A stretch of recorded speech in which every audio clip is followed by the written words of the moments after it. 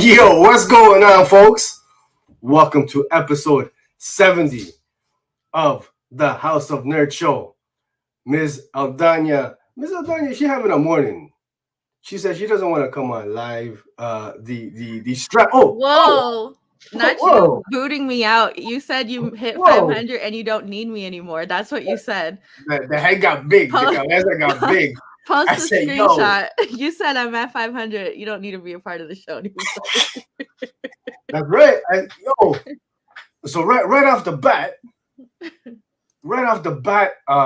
hey, yo, you know, there's always a hater out there, man. It's me. And it's 𝐬𝐴LDANYA. She unsubscribed. She just unsubscribed. She's like, no, you back at 489, man. Trying to boot me off the show. But good morning. Yes, episode 70. Episode 70, and it looks like we're currently at 500 subscribers.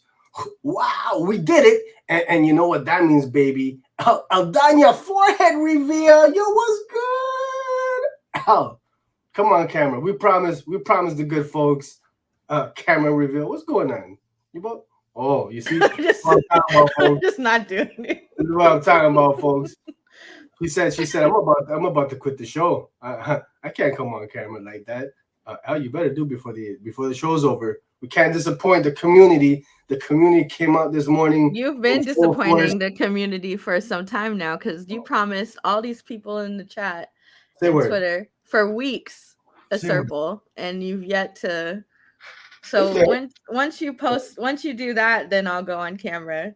Real talk? No. I'm gonna pop it right now. I will pop it. They're gonna take the live off of YouTube if you do that. Yo, they said I ain't never seen a nipple look like that before. Oh man. Yo, big shout out and love to the community who's been with us since day one, man, and we appreciate you guys and all the folks who tune in on the regular. This is what I'm gonna do. This is just I didn't even plan this, but anybody who's commented, anybody who's in the live chats today, I'm gonna enter you into a draw. I don't know what book, but some I'll hook you guys up with some. I got some books here. But yeah, just as a show of appreciation, a show of thanks, man, for all the love, man. Yeah, if you commented, or if you're gonna comment in the chat anytime between now and the end of the show, boom, enter you into a draw, and we'll do a live next weekend, next episode. You said you're giving away 500 books. You got 500 books? Who, me? Yeah, okay, look at that. You heard it, folks. You're giving away 500. You heard it, folks. Man, hey, let's do like who's in the chat this morning? Let's see what's up. Yes, Juan. Buenos dias, hombre. Thank you for coming through, my man. 500. We did it, baby. We did it. Who else is coming through? Let's go to the. We got Ian. Ian, thank you for coming through. I appreciate it, man. Thank you for joining us this morning. Paul Diggs Comics. What's going on? It's good to see you. Thank you so much. 500 subs. Yes, sir. Yes, sir. Deviant. Oh, it's a sunglasses kind of there. Where are my glasses at? Okay, I mean, I can do that. But what do you he meant your bifocals. And the fact that you just have a pair of green sunglasses next to your computer is a little ready to go. I understand, but I just think it's for those rough mornings, man. You know how it be sometimes, man. Long nights, early mornings. 500, baby. Elwood, thank you so much for coming through, man. You're a real one. Very supportive from the beginning. 𝐴𝐴 in the house. Thank you, sir. Thank you, sir, for coming through, man. Man, I appreciate you guys. You guys are awesome, yo. Who else I seen? I said, Philly Phil. What's going on? Hey, Phil. Man, I hope. I mean, well, you confirmed it in the DMs. We're gonna have Philly Phil's gonna be joining us next week, folks. So stay tuned for that one. The city boy himself. The city boy. He's gonna be coming through, hanging out with us, chopping it up about our favorite reads. Check him out on the socials. Cookie Monster, thank you so much. Yes. Hey, and I gotta say, Al, did you see Cookie's post on those dope track pants? Her joggers? What do you call it? Pants? You didn't see those? No. You didn't see that? Oh man. Cookie, come on. When was it posted? Like a day or two ago. Oh, you stay on the timelines, huh? Oh yeah. I got Cookie's notifications turned on. Good morning, Jen. Jen, thank you so much for coming through. Jen, we gotta get you back on the show. We gotta talk maybe for the finale. City boys are up. You know? No. Angel, what's going on? Good morning. Thank you so much for calling. Oh, also, no hat and no circle. You lied. Oh, no. I told you. I'll pop it right now. Come on camera. I'll pop it right now. I promise you. No lie. I have green glasses on my desk too. Randy, come on live. Show me. Stop playing one, bro. You know what I'm saying? It's a necessity. It's a wardrobe. It's a wardrobe necessity. Is it? A must have. Now I wouldn't talk about wardrobe because I seen those shirts you purchased. You know what? Well, I'm going through the roll call. Go pull that up and we see. Go pull it up. You want to see? You said the type of. Wow, you be spending your money on something. I'm more comics, man. Sheena, good morning. Thank you so much for coming through, man. You know the live chats are popping today, man. You guys. Real talk. So if you missed it, yes, anybody who's commented in the live chats, I'm gonna enter you guys into a draw live next week. I'm gonna have Philly Phil on that show. Let me see what show is in. At 500, you can post polls in the community tab. Yeah. So I was aware of that. That's pretty cool. Gonna be doing that now. You know, for sure. Gonna have some fun with that. As long as we don't got that one hater, bring us back down $4.99. Are you ready? Here we go, folks. Look at this. Yeah. I saw. Now the thought behind this was, I was scrolling TikTok and this girl, she made a post about like how her husband said if she buys like one more dumb shirt, and my husband had just told me the other day if you buy one more stupid shirt, and I'm like. Does this count as stupid though? Because it's actually pretty funny. So stupid. So for my mental health, I bought these two add to my wardrobe. The default's kind of funny, but I don't get the one on the left. Chris Hansen? I don't know Chris Hansen. To Catch a Predator. Nah, I don't watch those things. Well, have you ever been on the show before? Eh? Have you ever taken a seat before? Taken a seat? Yeah. I don't even know. Have you ever been asked to take a seat? No. I feel Not yet? No, I don't know. What are you going on about? Yeah, what am I going on about? Yeah, man. So, I mean, your wardrobe, man. Talking about my wardrobe. Don't talk about my glasses. Look.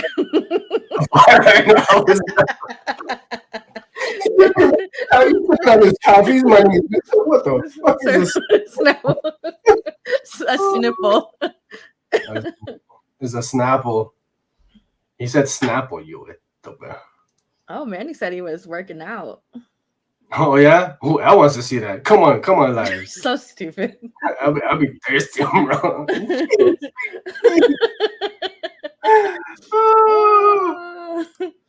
Yeah, To Catch a Predator is like.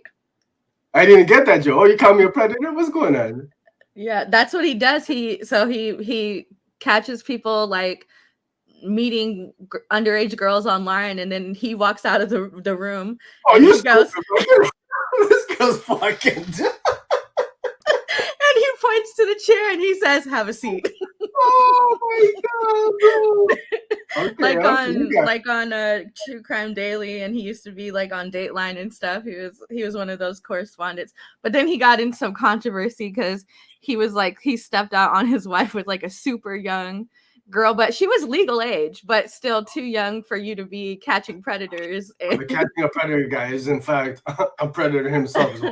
Well, I would say predator adjacent. He's not quite a predator, but okay, tiptoeing that line. Wow. Oh, look at Juanito's calling us out. They didn't answer your question. No, Oh, Juan. explain the origin story of Serpil for Elwood. Oh, okay. So Elwood, one time Sergio couldn't make the show, and I was like, "Hey, is everything good?" And he's like, "My serpils are oozing again." And I said, "What is that?" And then it ended up that's what he calls his nipples. What? Just don't What happened? lie to our Look at community. this. Did you see this one? Sergio, I love you all. It's just now it feels claustrophobic for me, so we can change that up for your fans, yo. Hey, I'm trying, man. It's a new setup. You guys know I recently moved out to the boondocks. No longer in the city of Toronto. But yeah, I'm trying to make it nice. I got my pop art. Batman. The Spidey action behind me. I got my Darling joint signed by the creators. Pretty cool. Home. One of my favorites. Julio Anta. My little brother doesn't know what hashtag Serpil means, so he thinks it's still a thing. Shout out to Matthew. He put us at 500 this morning. We made a fake account. Did Matthew? Oh my God. He made the fake account. Oh. Man. The story of to catch a predator. Yeah. Nah. Hey, you see? Those are nice. Thank you, Frank. That's no appreciation, man. No appreciation from Elle. But yeah, these are the BCW showcase display joints. What does BCW stand for? I don't know. It's the company. They do all the comics. Yeah, I know. What does it stand for? Do you read comics? Do you? About the not you Googling right now. You guys hear his keyboard. That's how he types. You know what I'm saying? She'll coming through with the never get a 905 number. Yeah, man, never. It's 416 for life, baby. 416 for life. Hey, Chill, you going to Fan Expo in a couple weeks? Hit me up if you are. We got a buck up, 100%. BCW, they're a comics like product company. They do like everything, like the comic storage boxes. These frames. What else they do? Like little bags, boards, bags, dividers. They do bags. What? I don't know. You on one this morning, ma'am? You on one this morning? Come on, camera. Put the glasses back on. Come on, camera. Hey, folks, before we get into Cobra Drop, we're gonna bring in a guest real quick. He's been on the show a couple of times. He goes by the name of Mr. Michaelin Sigler. We're gonna bring him on right now. We're talking a little some. Let's bring him on in. Boom! What's going on, Michaelin, baby? What's happening? What's up, man? Happy Sunday. How y'all doing today? Hey, happy Sunday, buddy. It's good to see you, bud. It's always good to see y'all, man. And congratulations on hitting 500, man. Hey, thank you, man. Thank you. It's fun, man. We're 450 fake accounts. We're not talking about no burner accounts set up, out of Indonesia or whatnot. We know Elle's got a good half a dozen burner accounts to come and vote on the Cobra Drop. That's the only reason she went just for Cobra Drop. Yeah, that's how she had her votes always in the win and the end. Like, oh, wait a minute, where these votes coming from? Oh man. But yeah, so Michaelin, we're bringing you on because we want to talk a little bit about the new segment. For those who don't know, this past Monday, we debuted a new segment on the channel, on the socials. Man, Al, can you grab real quick that image for the Polkings? Right away. You, massive. Wow. Wow. Let me pull that right up, please, sir. He's a little right there. He's a word equals in this. No, ma'am. The way you said it. Can you? I forgot I was a secretary. Hold on. Get out of here. I said, yeah, come on. I can't. Technical term is administrative assistant now. You should see all the times he sends me that chop meme. I do be sending that. Let's go. So, folks, for those who aren't familiar, Michaelin and Dragon Ranger Charles, they've got, if not the best pull list in the game, some of the best pull lists, man. They're just in scope, in size, and quality. So we said, listen, man, we gotta collab with these guys, with these gentlemen. And this past Monday, we debuted a segment called Debuted. Why do we say that? I don't know why you want to say that. Debuted. Don't embarrass me in front of our friends, man. That must be a 905 thing. A 905? She called it the area code.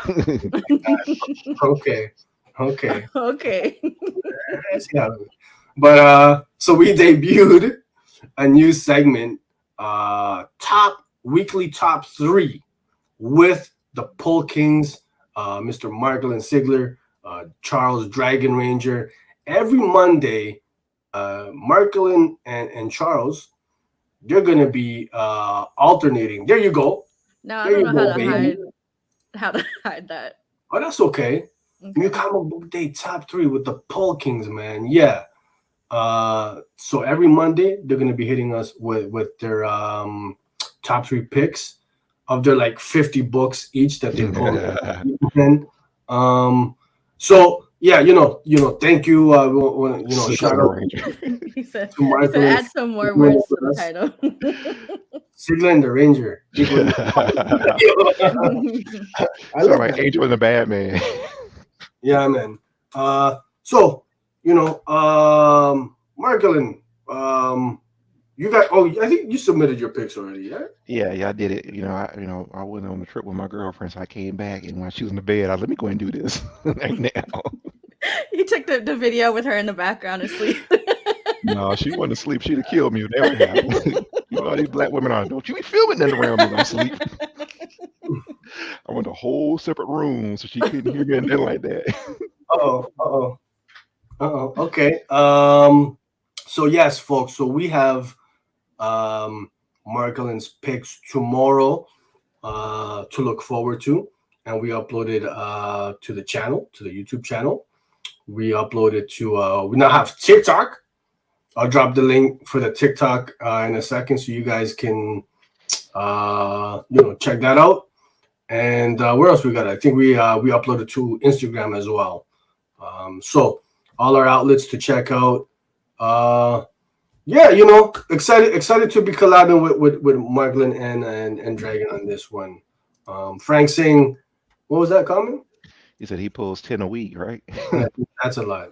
Hey, a lot. Yeah, it's a lot, man. It's a lot. That is a lot. Between 5 and 10. Honestly, yeah. I mean, that's a high number, I think, but that's why it makes Dragons and Marklin's pulls, so special, man, and incredible. Because I don't know how you guys do it, and it's more so just to get through. Okay, let me ask you, how do you get through like that sheer number of books each week, or is your TBR like stupid? It is, man. They got a file cabinet in a box for me, man. When I come in, they be like, "Oh, here you go." They give me like a short box and start stacking everything in. And I have to sneak away from my job on lunch because I try and catch it right. My store opens when it's at 12 noon, so I try to sneak away so I can try and get stuff so I don't miss stuff. I'm like, all right, but I got a long pull list, man, and a file cabinet in the store, and I try and get it down.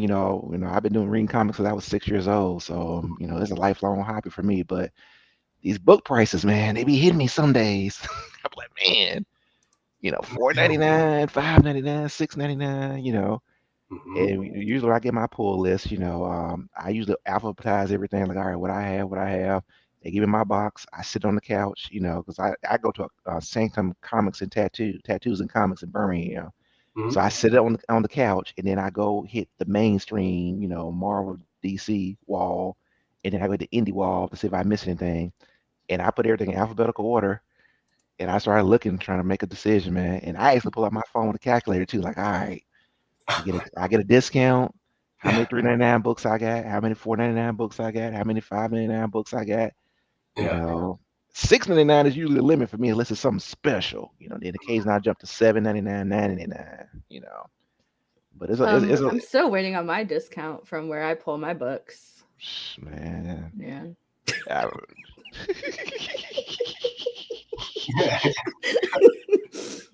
the most high maintenance by far. You are my most high maintenance customer, like, and it's not even close. Look, last year last year was bad for me because I had a poll with Sergio and I had a local poll, and like I know I was in trouble when my husband went in to go pick up my poll one week, and they put it in a diamond box, and I said, why would you put my books in there?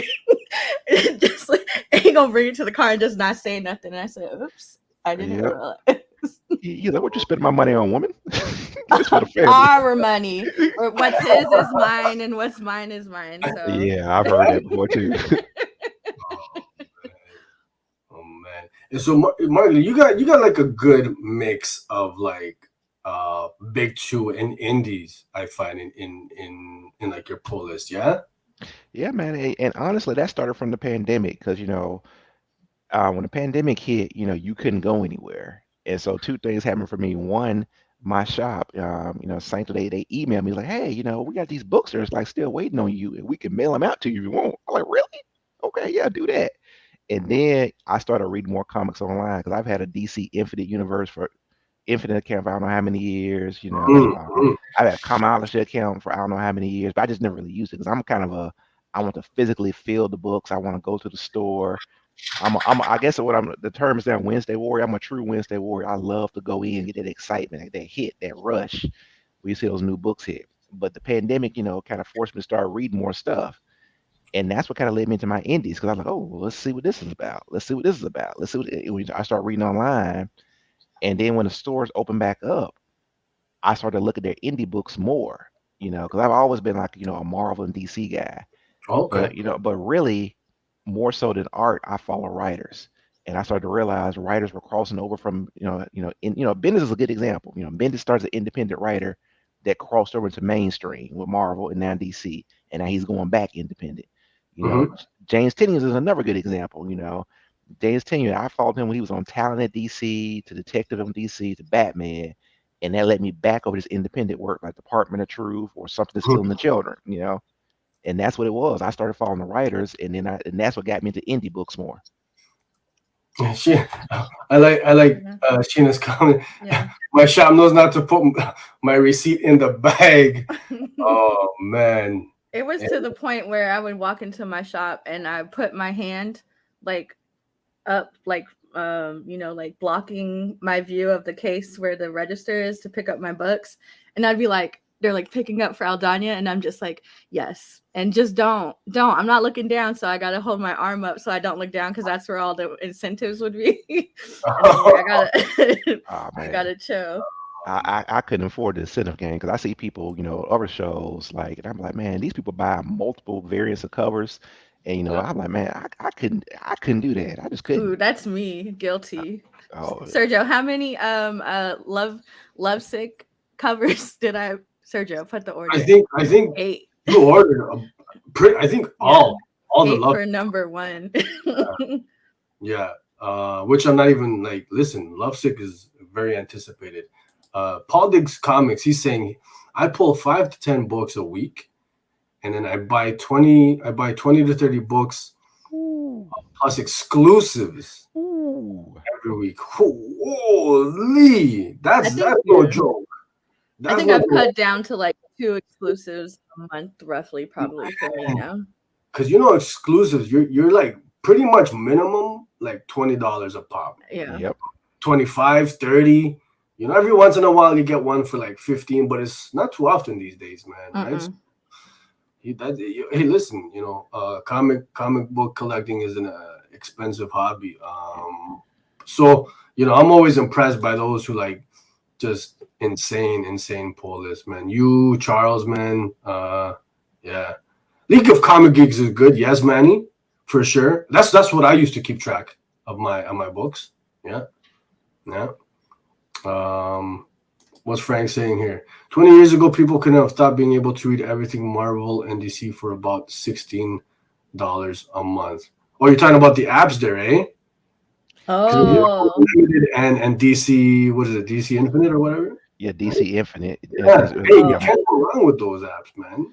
Oh, Elwood was saying that he doesn't have any connection internet connection, so you couldn't run the app anyways. I guess you could screenshot it before you go. Yeah. Oh, you screenshot the pages on the app.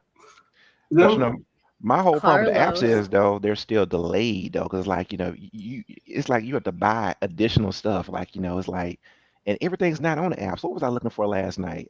Green Lantern Mosaic. The old John Stewart book from like the 1992.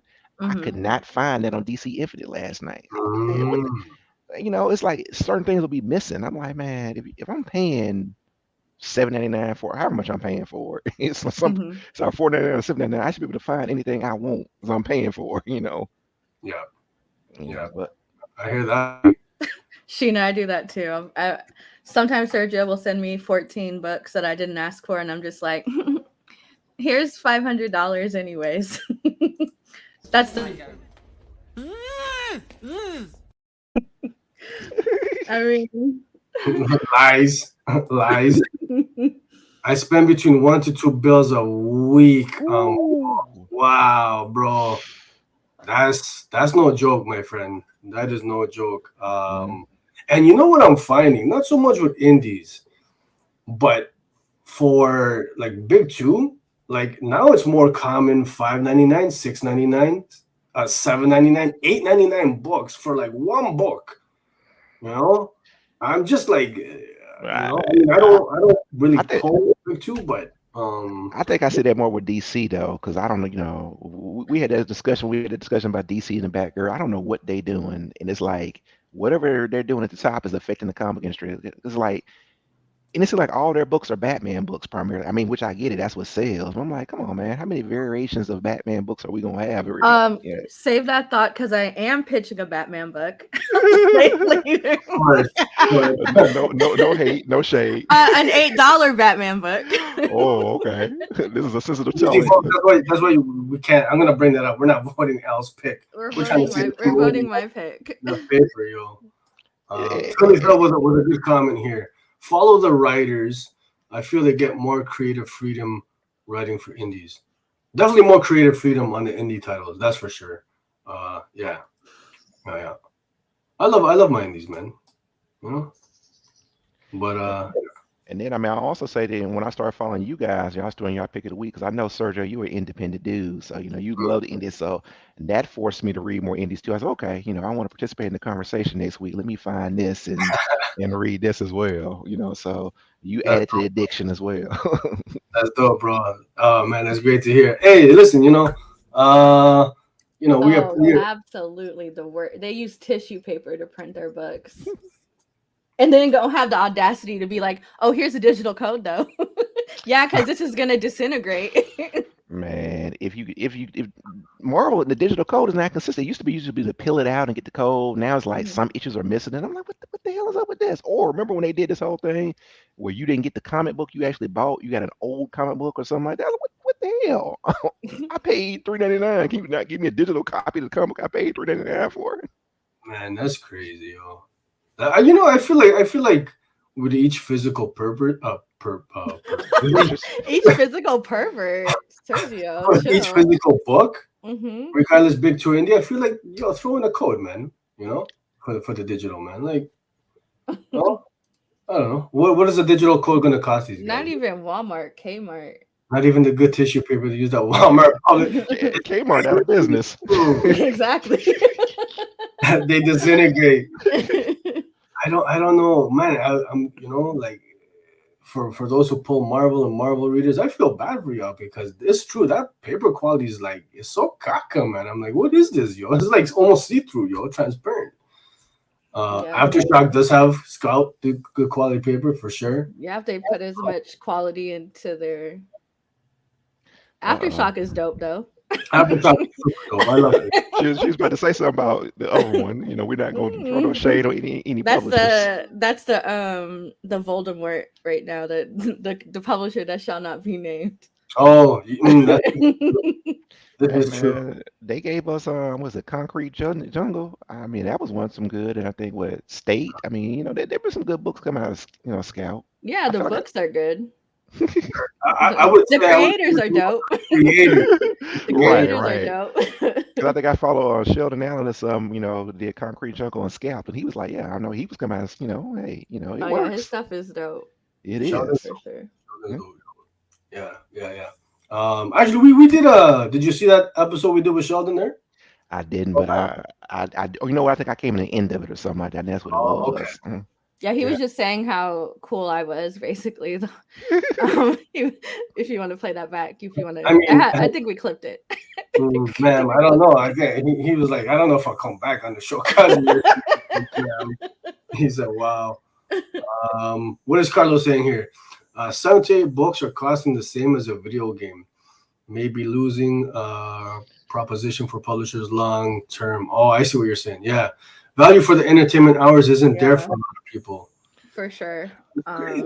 And I buy games and I read comic books, and so like this week, I bought 2 Point Campus, and that's like limitless hours of entertainment. So I only read like 2 comics this week because For shame. prioritizing my entertainment.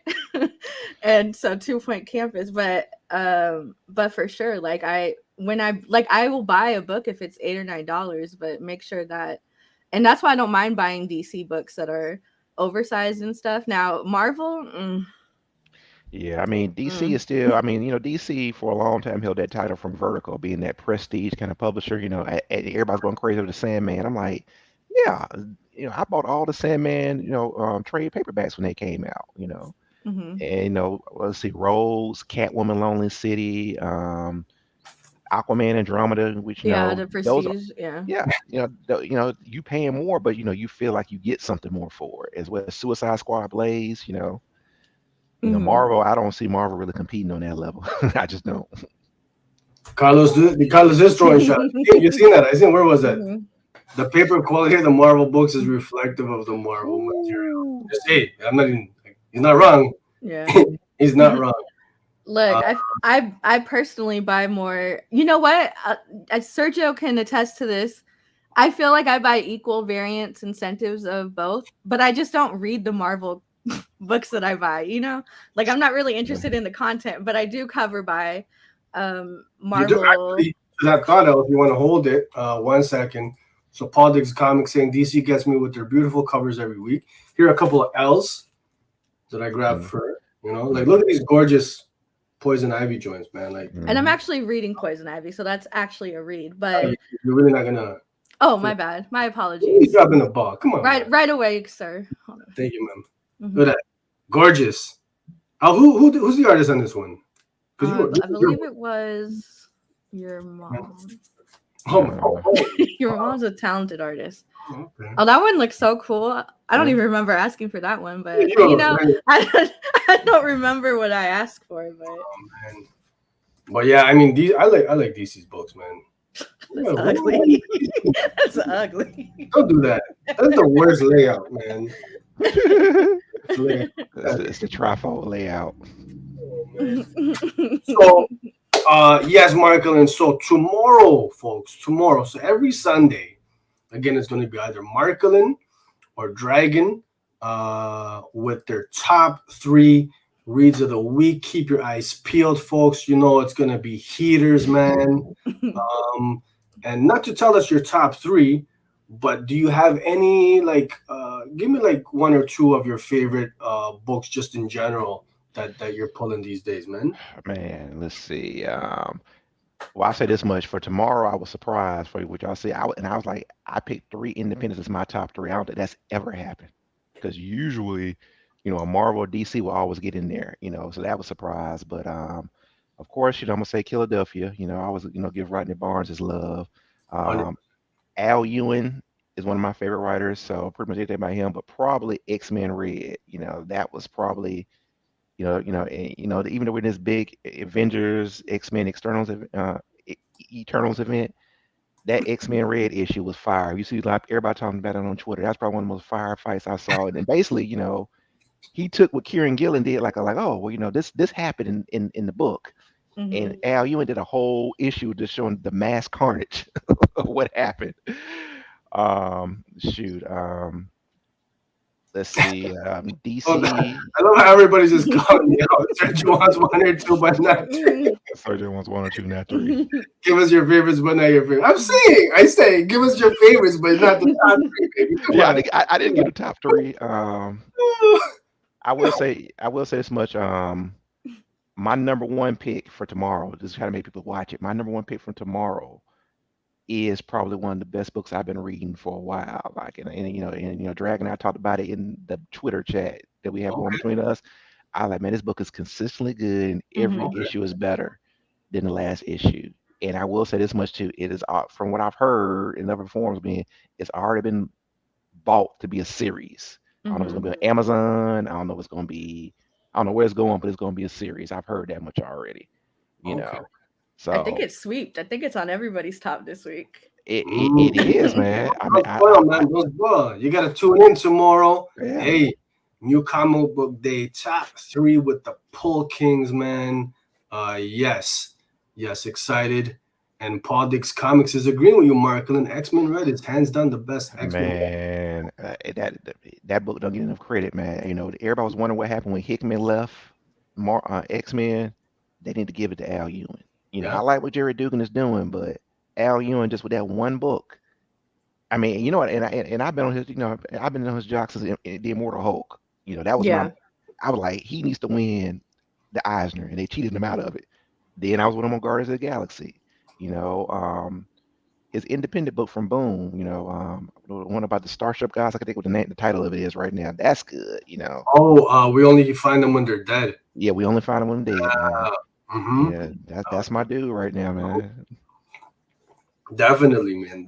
It's funny. Some of the books that the voters end up voting, like, it's just, I mean, that's a whole other segment. Sorry, guys. He's an expert on it, as he is a Eisner voter. If you want to full screen yourself. hey, Eisner committee, baby. Hey, man, you in the academy now. I'm mad because they're applied to be an Eisner voter. But the funny thing is, I saw him try to hide the recension email of them saying, "Sorry, guys, one and done." One and done, man. Oh man. Yes, I'm so excited for the hardcover because I have been getting the full issues as they've been coming out quarterly. I am planning on getting the hardcover, and I think they're doing the one for just small cuts, which is just Tinian's stories from the issues. Is it just me or they've been pushing that book back? Yeah, they keep pushing it back. I've seen it pushed back like every week since I've tried to pitch it every week. Yeah. Okay. Yeah. Let me say this, but I think I may have missed that show, like I was traveling in too. But I'm sure you had something to say, Sergio, because I know your boy Ram V didn't get the love you thought he needed to get. I know you didn't. Disrespectful. He honestly, like, real talk. Ram should 100% have won that best writer Eisner, man. But remember we were on Twitter. I said it's gonna go to Tinian because Tinian had so many titles on there. And he was killing it on like at least 3 of them titles. He was killing it consistently. I said, man, Yeah. Hey, Tinian's dope. I got love for Tinian. I love his books, man. Department of Truth, Some Just Killing Children. What else is he writing these days? House of Slaughter. Nice House on the Lake. I think Nice House on the Lake. That's what pushed him over. I was like, man. They're all quality, man. But I think when you're just talking about that upper echelon type, like just the quality of a book like Layla Starr, or his Swamp Thing run is just he can't be touched right now, man. Radio Apocalypse, Ruben is saying, the issue number 1, which came out I think last November, was like that year's like probably one of the best single issues to come out. Issue number 2 was dope too. Unfortunately, they keep pushing it back. I don't know what's going on with that, man.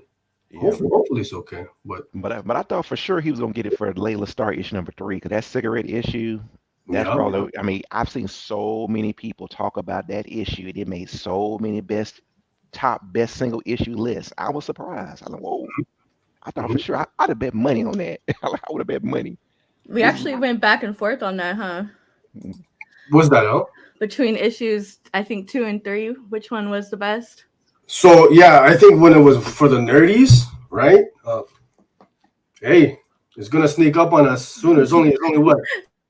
I gotta plug the nerdies, man. Hey, the nerdies were dope, man. We had a great time. So many we got just a whole squad of creators come through.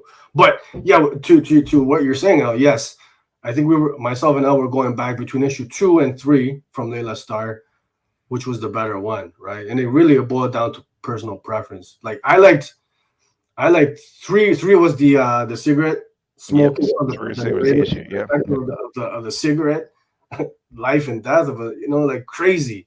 And then issue number 2 was when you had the little boy's I guess his caretaker who passed away, the old caretaker, right? And just the emotional punch that issue packed, man, was something else, man. Like just moving, right? So I mean the series as a whole was just is impeccable, man. Incredible stuff, you know. I think we have you have an audio clip for this comment.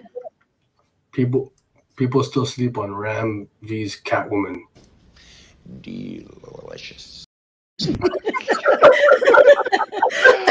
Oh Lord, y'all bringing Homelander clips in here now. Listen. Ram V's Catwoman is hands down my favorite run of Catwoman ever. I can't even get into Howard's run right now. I just can't get into it because I'm still obsessed with what he was able to do with Catwoman. So I just need some time. Yeah. I haven't read his Catwoman run, but I'm hearing good things, man. I always hear good things about it, but I got to catch up on it too, because sometimes you get so caught up in books, like all right, I just got to get to it, Yeah. Hey, Paul did comment. I'm on the same page. His Black Label Aquaman book is the only Aquaman book I read. That's true. I mean, me personally, I don't read that. I think it's the only Aquaman book left right now too. It could be, man. It could be. Under this new DC, they just like, oh, we'll just. I don't understand what they're doing. I saw we talked about your rant about I don't know what they're doing. Discovery has bought DC or bought what? They bought Warner Brothers from AT&T, and it's just a mess, man. I don't know. It's just a mess. That's a whole thing, man. They haven't had any kind of stability for several years now, it seems like. But yeah, we got into that a little bit when we did our Batgirl cancellation impromptu live. Yeah. Marklin, thank you so much for coming through, for popping in, buddy. It's my pleasure, man. And again, folks, one more time, keep your eyes peeled. New Comic Book Day, top 3 with the Polkins, Marklin and Charles, man. Yeah, see what the number 1 book is. First time I think I picked all 3 indies. So we'll look, check it out and see what it is. Okay, my man, I'm with that already. All three indies, okay. All 3 indies surprised me. I was like, wait a minute. Okay. Look at this again. Wait, what? Okay. Hey, thank you for coming through, buddy. All right, my pleasure. We're gonna bring you and Charles back onto the show soon. All right, man. Well, once again, congratulations on hitting the 500, man. And I will check y'all out later. Thank you, my man. Have a good one. All right, peace. Bye, ya. Bye.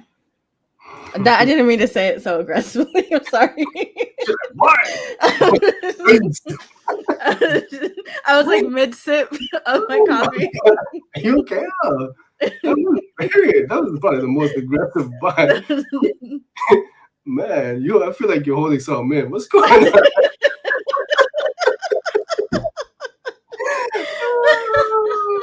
What happened? You're not happy with his top 3 picks? What's going on? Yeah, I saw them and I said, get out of it. No, I haven't.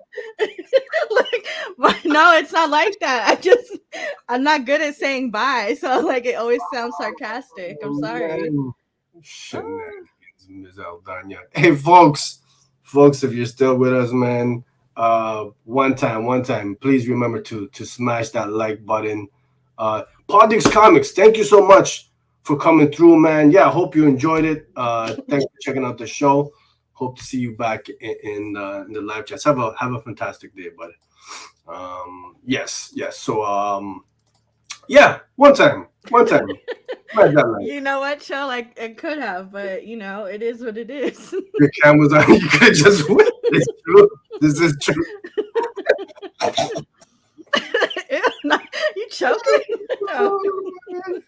Oh man, we're gonna clip that part too. Like don't let the door fucking hit you on the way out, man. Let's all acknowledge. Let's all acknowledge oh my god, Leah, who sometimes feels like we ignore her comments on purpose. And I could say for me personally, I did receive a message from Sergio saying, "Can you stop throwing up this person's comments?" Don't do that. Don't do that. Oh my god, Leah's my people's. I enjoy her. She said, "Release the serple." Then yeah. He's just a giggling. He do just be gaggling. He just. Be oh man, hey. We're having a good one here. Shall we get into our copper drop, Elle? Yeah. Okay, can I play my video before you put up the banner? It's one of those days. Let's sigh. Here we go, folks. Copper drop time.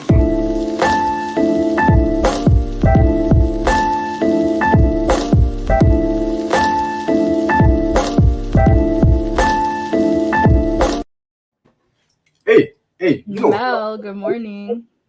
Good morning, horror geek Mel. Yes, 500. Go check out Mel's amazing website, Horror Geek Podcast. Horror Geek Life Podcast. Yeah, cool stuff for the horror aficionados. The horror aficionados. So, folks, you know what how Copper Drop works. If you don't, each week, myself and Elle pitch a book to you guys. You guys get to vote on which book we're reading from the new comic book day releases. Last week, you guys voted for my pick, Cover the Dead with Lime Numero Uno from writer Jonathan Chance. Hernan Gonzalez is the writer. He may or may not be related to me. We don't know. Can't rule it out. Colored by who's the colors? Let's let this. Let me scroll. Hold on. I believe it's Damien. And lettered by Drew Lanhart. So this book is from a small indie publisher on the come up. Blood Moon Comics. Elle, Ms. Aldania. What is Cover the Dead with Lime about? What are your thoughts, man? Let's get into this. This comic book is about a man in 1666. 1666? 1666. It starts off. It's a period. It starts in 1665, but then it cuts to 1666. And we got some plague things going on, Plague. And so basically he's a plague doctor, but it's not quite the Black Death that we all can't remember. It seems to be some form of undeadedness. Undeadedness. Yes. I like that word, to be honest. Yeah. Okay. And it's actually, pretty historically on the spot. Like you see him put the herbs and stuff inside of the beak of the mask because that's what that was for back then. That's why it was that shape, because they would put smelling stuff in there so they didn't. Because they used to think that the Black Death was spread by miasma or pollution, so they thought the air was toxic, and that's how people were dying. So the doctors would put like herbs and stuff in the beak to so they didn't have to smell the pure air, the smell of sickness. Oh, it worked like as a filter almost, eh? Yeah. Oh, that's pretty cool. Ingenious back for them 1665 times. You would remember, right? That's around the time you were coming up in what is now known as Toronto. Pretty close. Yeah. Pretty close. Yeah, you know what? Props on you for pronouncing Toronto correctly. What I say? Outsiders can say it. What did I say? To pronounce it Toronto. Oh no, I know it's. I did I say that Toronto? Yeah, you said it probably. Good job. Thank you. Your points on that one. Yeah. So this book, Cover the Dead with Lime, takes place during the Great Plague. Little known fact. The Great Plague. The Great Plague. Yeah. The Great Plague. Little known fact. You said it a little too happy though. The way you said it, like the Great River. You said like the Great Plague. Ma'am, can I get my little known fact out? Get your LKF. Yeah, I like that, man. LKF. Mm-hmm.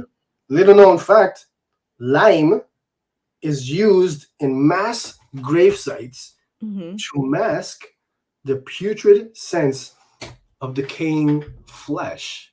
It's also used in households of murder to dissolve the bodies in barrels. Is it? Little known homicide fact. Little known.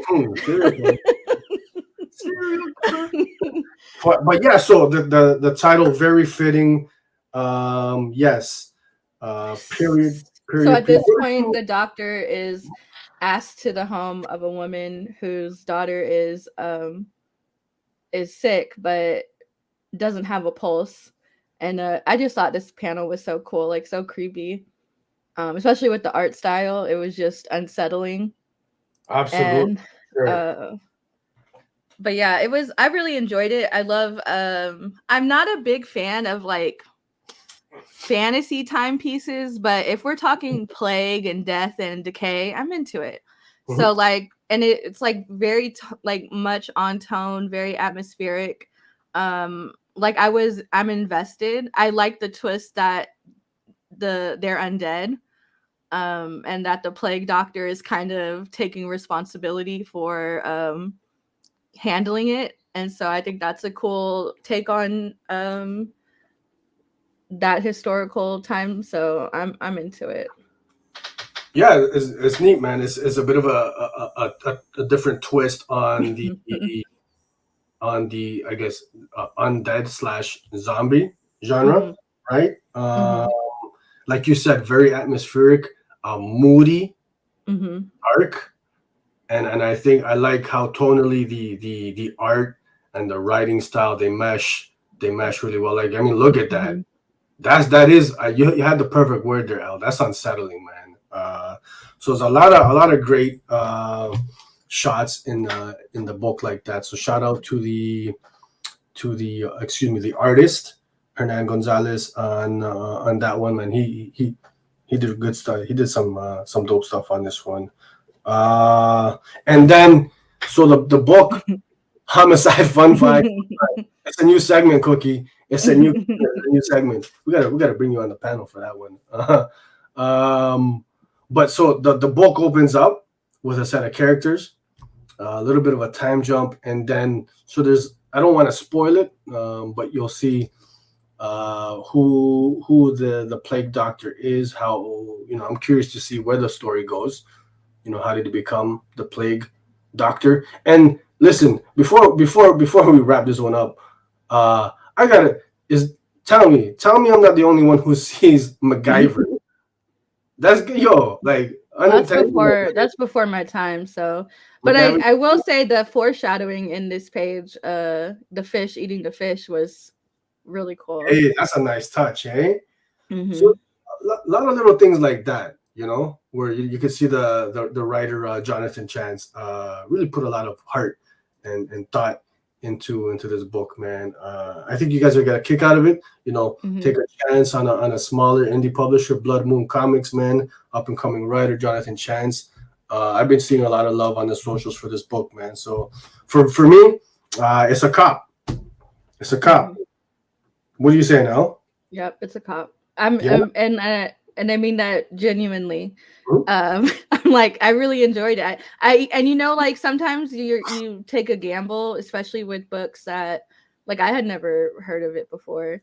And I feel like the closer it got to coming out, I was like, maybe I just knew the title now, so I paid more attention. And so, but it was fantastic. Very happy that I came across it. Actually, Derek over on Twitter is the one who recommended it to me initially, so shout out to him too. Yeah, I enjoyed it. It's a cop. I look forward to the next one. I want to know what happened to his family. I have an idea, but I I want to see what's going on with that for sure. Plays out for sure. Curious to see how it plays out. And just quickly on my other notes there, you know, my favorite, like the artist, I gotta give him props because there was some transitions on the flashback that affected it. I don't think we got a screener of that, but just some fun stuff that he did with, and then like my favorite parts, art was when the plague doctors walk in the streets of like it really looks like, you know, like you feel like, oh shit, like that's the olden times, or Elle's teenage years.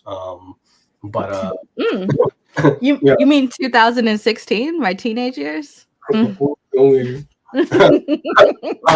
it's a car, folks. Go out and pick this one up, man. Show some love to these indie creators and publishers, man. Yeah.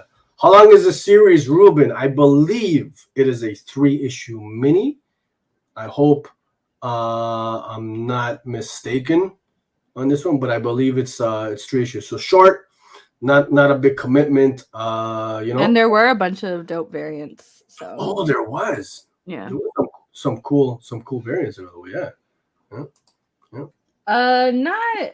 Not really. I feel like Bunny Mask is kind of, to me, like weird and lighthearted, like weirdly lighthearted, like and funny. And this is not funny at all. Like this is very heavy. It's very much like it's gritty. You can like smell. I just know it smells bad in their house. You know what I mean? When I read it, like, and I know it's humid and sticky. And so, yeah, but Bunny Mask, I feel, or maybe it's just me, but for me, Bunny Mask is like a fun read. Like, what's she about to do today? It's completely different, I'd say, vibe to it. Bunny Mask more like satirical, right? It's just that, yeah. But this is and then you have cancer and you have cancer. That's a Bunny Mask. Exactly. The sickness. We all know you sick, always. Stupid sick. I saw on the timeline it said, "Are you a tummy ache girl or a headache girl?" And I'm like, "Oh, I'm both." Okay, bro.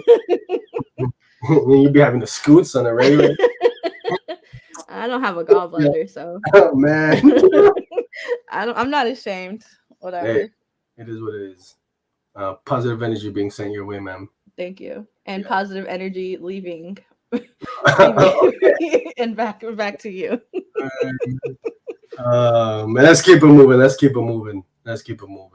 That is our thoughts on the cover of The Devil's Line. Yeah. So this next portion is where you vote for the first book we pitch, and the poll will be up in a second. So go ahead and vote for the first book we pitch.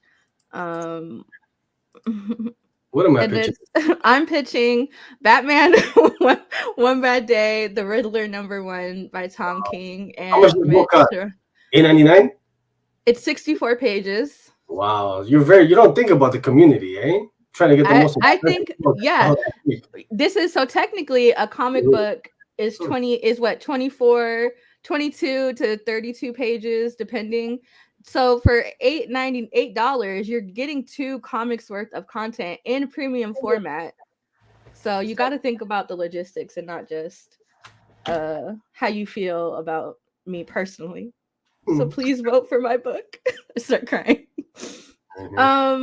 Now that we're at 500, if 500 of you guys could just vote for this. So this is being pitched as a psychological thriller, and it's the Riddler killed somebody in public, and it's like a working out, trying to figure out why and what happened.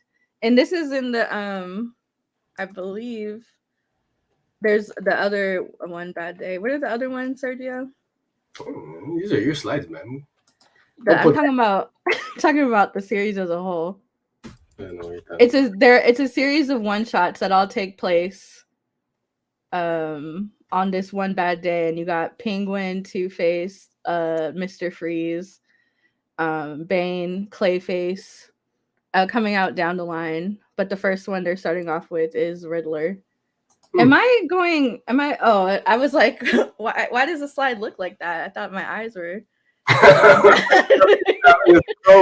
Yeah, I thought, no lie, I was like, I had to take a second because I said, wait a minute.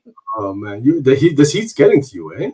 Yeah, it's hot. It's already hot in my room. It's like Reminder, folks, $8.99 cover price. Shenanigans. Come on now. I'll bet you guys are $3.99 books. But look at it. It's Mitch and Tom. Look, no, come on now. You paying for quality. The only thing I'll say that I'm not a big fan of is how it's 2022. It's a black label book and it's a premiere format or prestige, and we're still blocking out cuss words. Like, that's we're weird. grown. But that's a weird creative choice.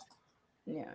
Frank saying, I'm getting all the one bad day issues. The creative lineup is too good. Hey, Mitch Jarrett's, man, like, he gets his fair share of love, but I feel like not enough, man. His stuff's incredible.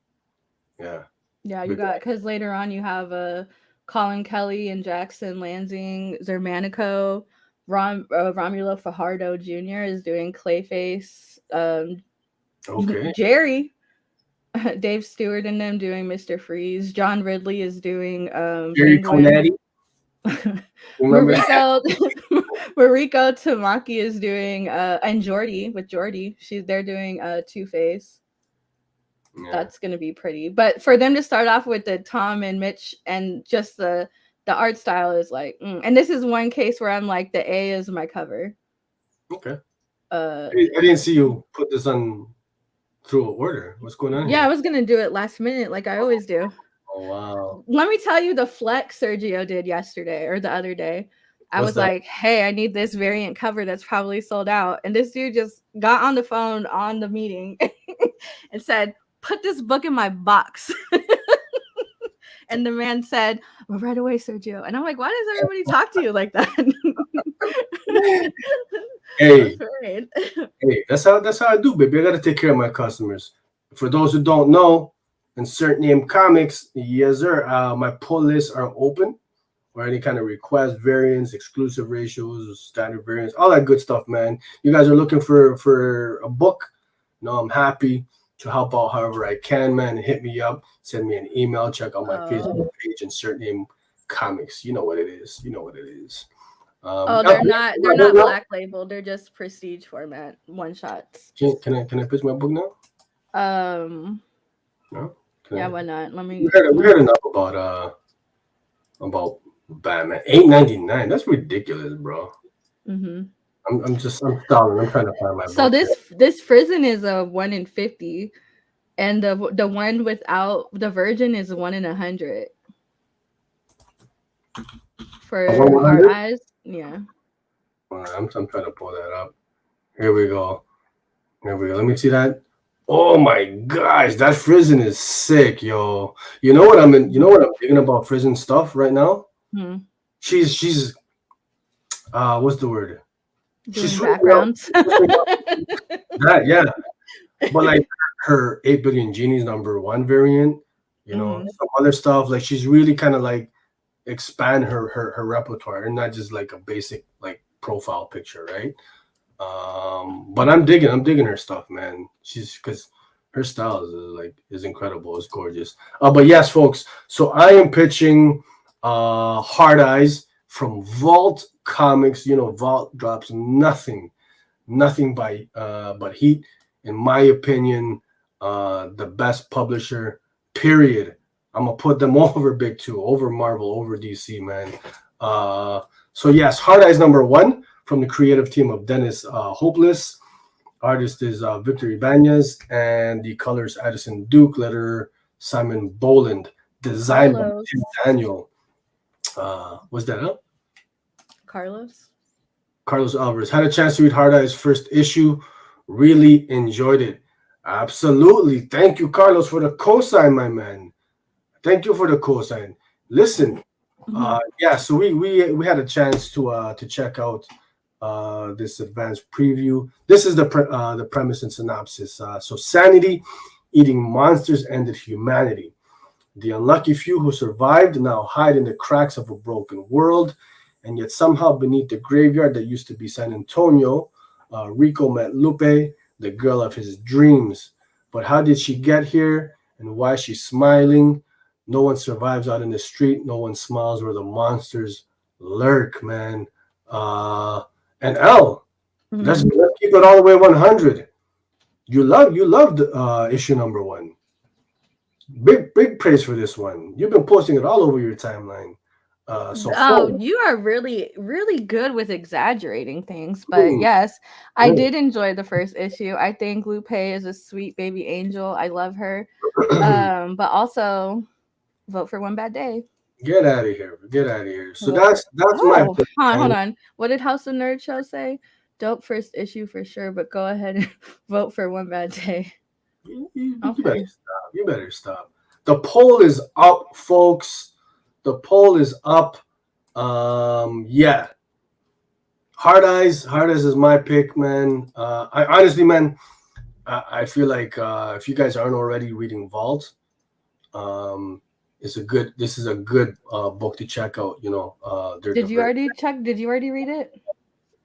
I did not. Oh, okay. I did not. I don't wanna. I was saving the best for last. Oh, okay. Best for that. Don't. How long have we had it though? How long have we had it in the inbox? Let me just throw up Carlos's one more time. Have a chance to read Hard Eyes issue. It's great stuff, folks. It honestly, man, can't go wrong. Poll is up. We'll see. So at the end of the show, we'll announce the winners and we'll see what we're reading, man. Remember, man, Elle's pick is $9 book, man. You guys, come on. My book is a $4.99 book. I'm thinking throw this up throughout the show. Subliminal. People see it subliminally. He's gonna have it run into the hall. What are we doing now? What's going on? Little weekend review. Little weekend review? Huh? All right.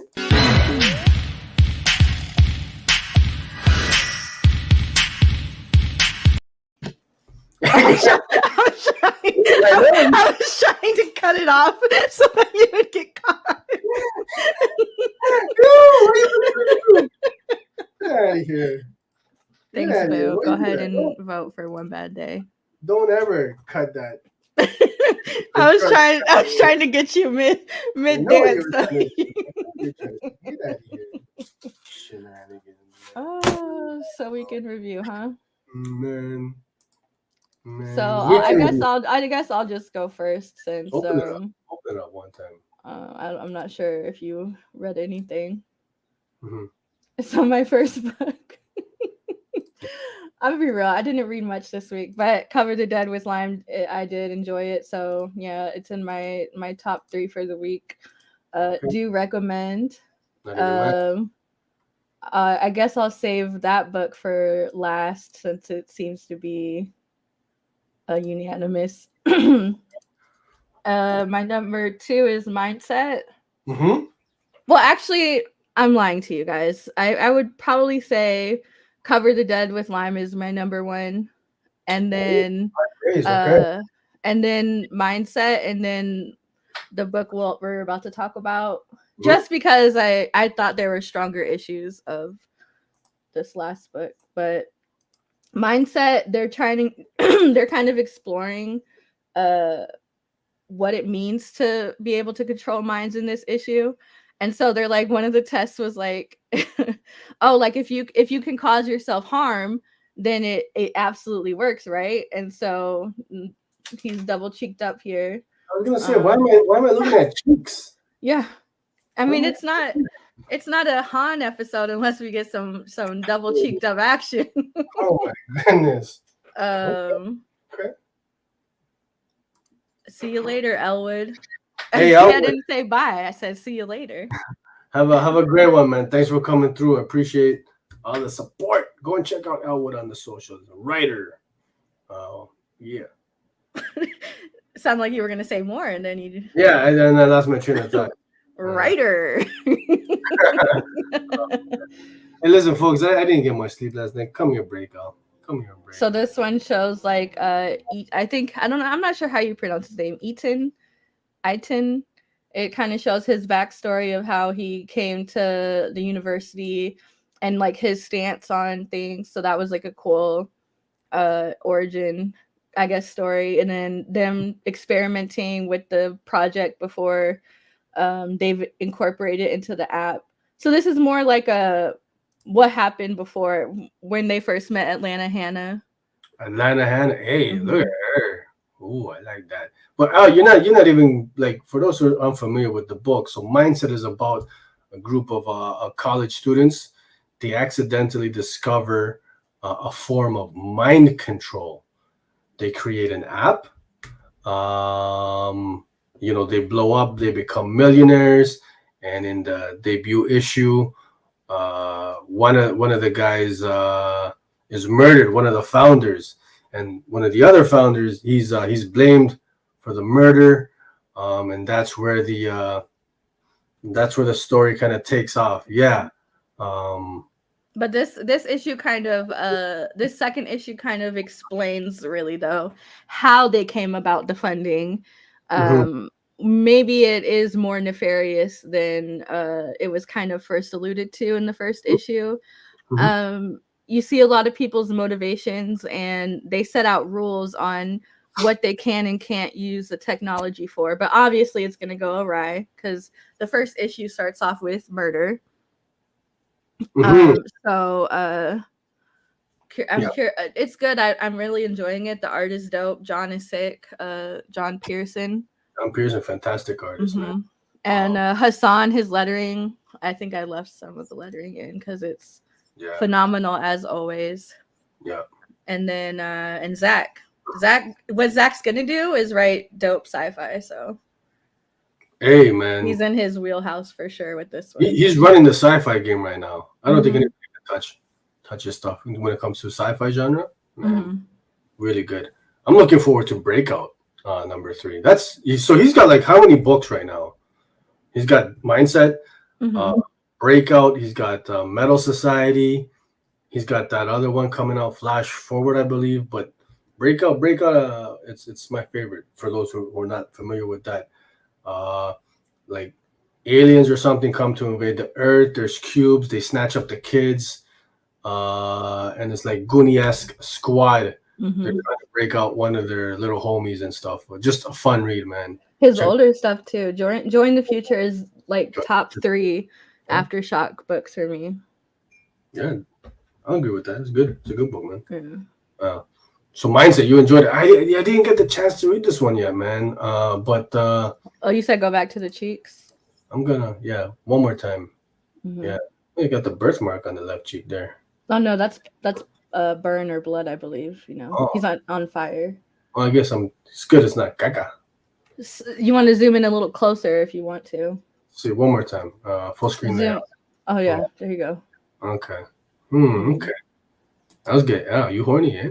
No, not for them cheeks. They're not for them cheeks. Not for them. The cheeks cheeky enough for you? I don't know. They're I don't know. They're just. Right. Was he wearing underwear here? You like more? Like more. I like I like my backside to be backsiding. Okay. They look like buttless stuff. He's got Hank Hill booty. That's what he's got.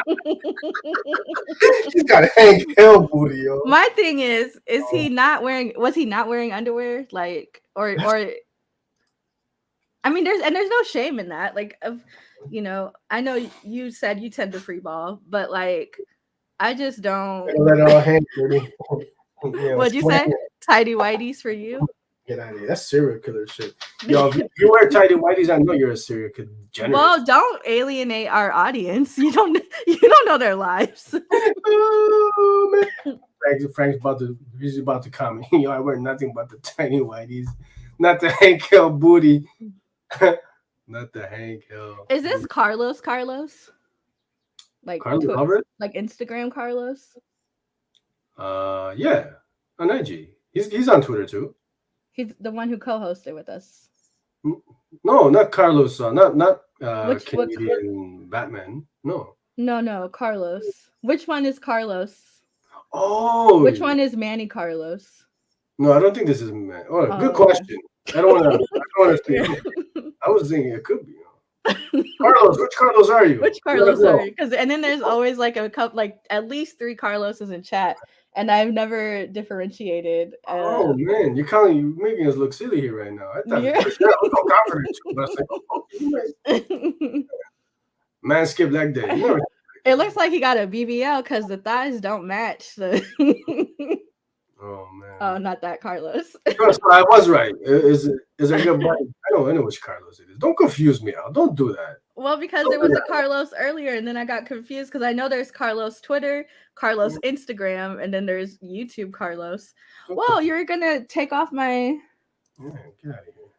No, I'm tired of looking at those cheeks. If they were thick, I'd be just something else. But and my other pick was, did we have the same slides for 8 billion? No, can we throw out my slides? Because your slides were caca. Mine are good. Let me go through mine first. Stop lying. Get out of here. Stop lying. We got, look at these. The age of superheroes. That's what this generation of wishes are about. Now, did you pronounce a villain's name as DeBoner or D-Boner? I said the boner. I know you did. Because I read it and I saw how he was shaped. I was like, oh, he's deboner because he's deboning. And then I saw like there was like people on Instagram that were talking about it, and they called him deboner, and I said deboner. Yeah, it's proper. They said, how are you folks? How would you guys? The Brotherhood of Carlos. Hey, okay. Would the plural be Carlisles? The Carli? Carlos's. Then we get some backstory on the bartender, which was dope. I love this page. Love this page. Great. That's a great page. Yeah. Ryan Brown art. Yes. I guess we can go to your slides now. Yeah, your slides are doo-doo. Folks, here, this is what we're talking about, folks. You get the good content now. The good content. Yeah, so I caught up finally on 8 billion Genies, 2, 3, and 4 in one shot. Thoroughly enjoyed it right off the bat. Can we agree? And what is the live chat thinking? This is probably the most fun book on the stands right now, for me anyway. A whole lot of fun. I was mulling that over, eh? Yeah. She agrees with that one. There's a couple books that I feel are just personally more it was fun for me. But yeah, it's been cute. Now, when I pitched this, when I pitched this, do we have a clip? When I pitched this book, you said absolutely not. You don't want to read the cute little guys, the cute little genie guys. You said you weren't into it. Don't lie. I do believe I pitched this in a coffer drop. Okay. Receipts. You did pitch this one. You did pitch. Did it win? Did it win? I don't know. Did it? Not sure. I feel like it did. Because we spoke about issue 1 on the show. Yeah, because it was in my top. Mine too. It was in my top. Stop trying to prove it. Prove it. And this book is hot. 8 billion Genies. Pretty straightforward premise. Everyone in the world gets one wish. Genies pop up out of nowhere randomly, like even babies, they got. Can you take that banner down? It's very confusing, man. These are your banners. What would you wish for? Thank you. I can't multitask, man. So yeah, it's a pretty straightforward premise. Everybody gets a wish. Shenanigans and a half ensue. I included this this panel here just because I thought this was funny. The pops is telling the kids. The pops' wish was to be able to. He's got to approve any of his kids' wishes, right? And his kids are like, "Yo, why'd you do that?" The dad's response: "You are children. I love you all, but everything you want is stupid. Someday I promise you will thank me." So just, Daddy knows. Daddy knows what's up, man. But yeah, just a whole lot of fun with this one, man. before I get into number 4, just some panels here. You see, what I like about these genies out. They're always up to something. Like here's look, a little bit of thumb wrestling. Just quirky, as you would put it, cute. Took the old, be careful what you wish for. Yeah, and really, that's what it boils down to, right? Yeah, with be the careful cute. what you wish for. I made it cute. It's true. This was, I think, this was the end of issue number 2 or 3, which was pretty cool. They threw in, so that's Ernest Hemingway, the lady in the middle. She's a poet, Dorothy Parker, I believe. I'm not familiar with her. But then you got Jim Morrison, from the Doors. So that was cool. That was cool to see. So they're having some fun with that. Obviously, some of the characters in the books wishing for, some of these legends to return. And this is cool. So in each issue, they have like a splash page like this. So you'll see here the first 8 minutes, right? What the human population is, right? 8 billion, right? And then you just issue 2, the first 8 days, 6 billion. Then you see, so it's going down, right? Just some crazy stuff. Well, I had it backwards. First 8 hours, first 8 weeks, right? So by the end of issue 4, we're down to like most of the population is gone. We only left like 1 billion and change, right? Elle, this was what, your number 1? Why are you digging this series so much for? Oh, this is your weekend review, boo. I'm done talking for the day. Oh, you done talking for the day? Yeah, until the votes are. All right, get out of here then. Until the votes are where they should be for one bad day, I'm reserving. Don't get me out like that. Don't do that. You cut me off. You say you're not talking no more. You know you to be here. Yeah, no. This wasn't my number 1 this week. Number 4 wasn't my number 1 this week. I have been enjoying the series, but I do feel like the first issue for sure, like one of the best debut issues this year. Oh, yeah, so great. This one this week was cool. I like the idea of what they introduced, kind of like eras of why this happens and how they're kind of themed. Each time these genies appear, that time period has like a theme to it. So I like the idea of what they're saying, why it happens. It was cool. I liked it. I liked the revelation with the bartender this issue, but I don't think it was the strongest issue. You know what? That's fair. I'll agree with you. Actually, to be all the way 100, I'd go so far as to say it's probably, not that it was bad by any means, because it made my top. It's probably my least favorite issue so far. I think this is my second favorite. Number 1 in this one, because I like what they're doing with the sun.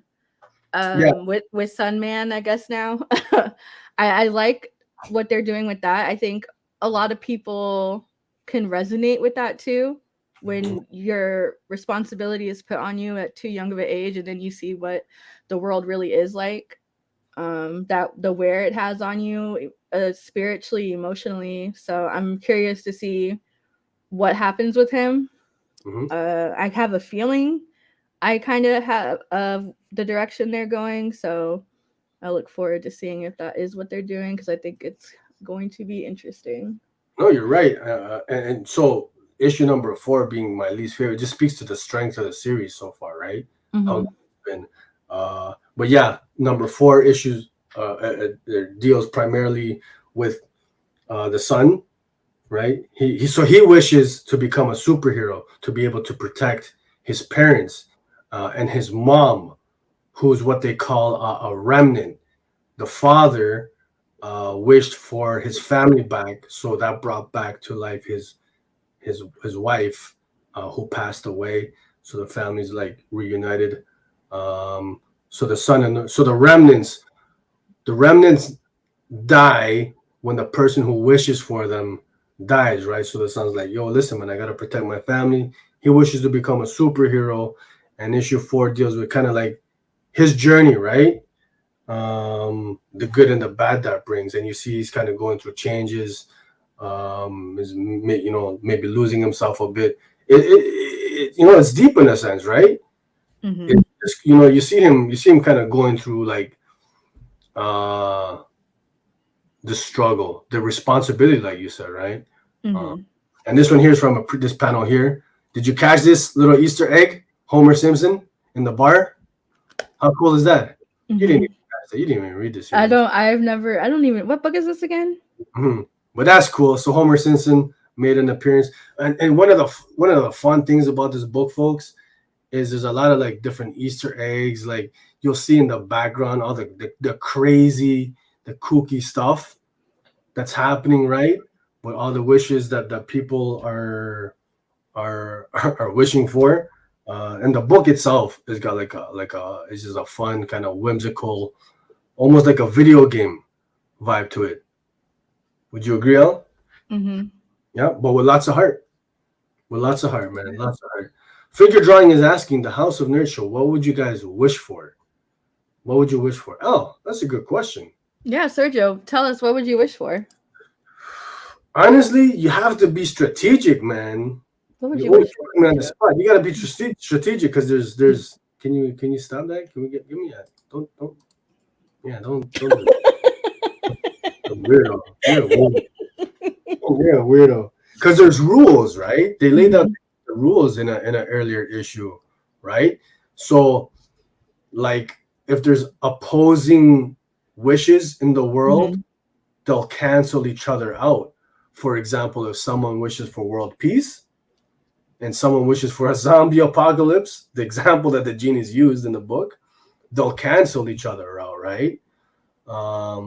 I probably would have went with something similar to the bartender, something just logically, something where I know I'm safe no matter what's going on. And they kind of teased in issue 4 about safe zones and stuff like that. But for me, I wouldn't wish for a zone. It would be more like, let me have my little tiny, house with unlimited resources and leave me alone. I don't need much in life. I just, need some, just your little corner, your little pocket. Need my little Discovery Plus and some popcorn, I don't wine. I guess food too. I guess I gotta feed my kids and stuff still. But what's the wish though? What's the wish then? Yeah, for like a perpetually, and infinitely, I would have to word it really carefully, but like basically like a safe haven for me and my family. You struggle to say your family there. Eh? I'm like, well, you might.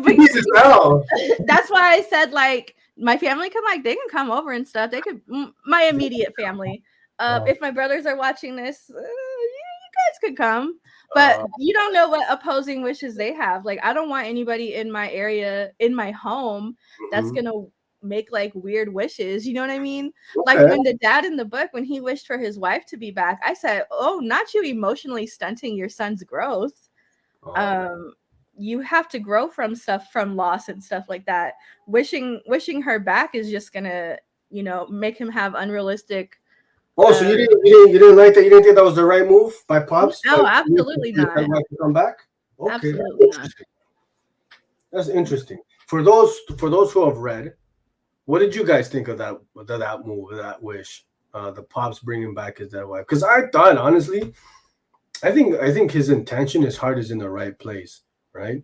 Yeah, but he's also, in the throes of addiction, and he makes this decision because he thinks it's like you don't even know your son. Like he's stronger than you think he is, and you think that that's gonna, solve all of your problems as being a family again. But the thing is, like, you could have stepped up and been a family since it happened, and you haven't. So this is like putting a Band-Aid on like a machete chop. Like it's like it's gonna hold the skin together a little bit, but it's not fixing anything. You're not healing. anything. So, hey, I like that though. That's a good point. That's a really good point. You're smart sometimes. Elwood Hemingway, he's saying he'd vote for world peace. Not in this world, not in the 8 billion genies world, because they already they said votes like that they'll cancel each other out, man. Now, Sergita, what would you wish for? Again, you gotta be super strategic, you know, like the bartender. Yeah. He basically he was on point, right? You know, he was like so these group of characters that we're following, they're stuck in a bar in this watering hole. You keep talking around the wish. What's the wish? I'm trying to, you know what? Honestly, yo, the kid in me, real time. I just like, yo, give me like, I want to be like the boy in the book. Like, just give me superpowers to be able to protect my family. That's not the wish you sent in the chats. What? You said you wish for every time you put a hat on it fit.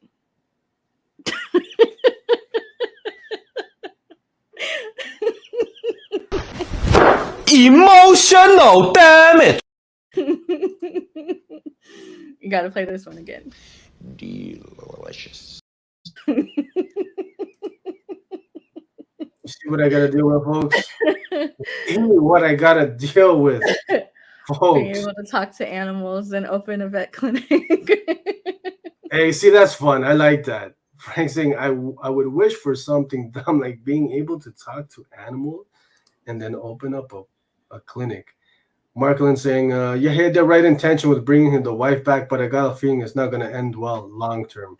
Yeah, I feel like that's bang on. Yeah, I wouldn't bring back anybody dead.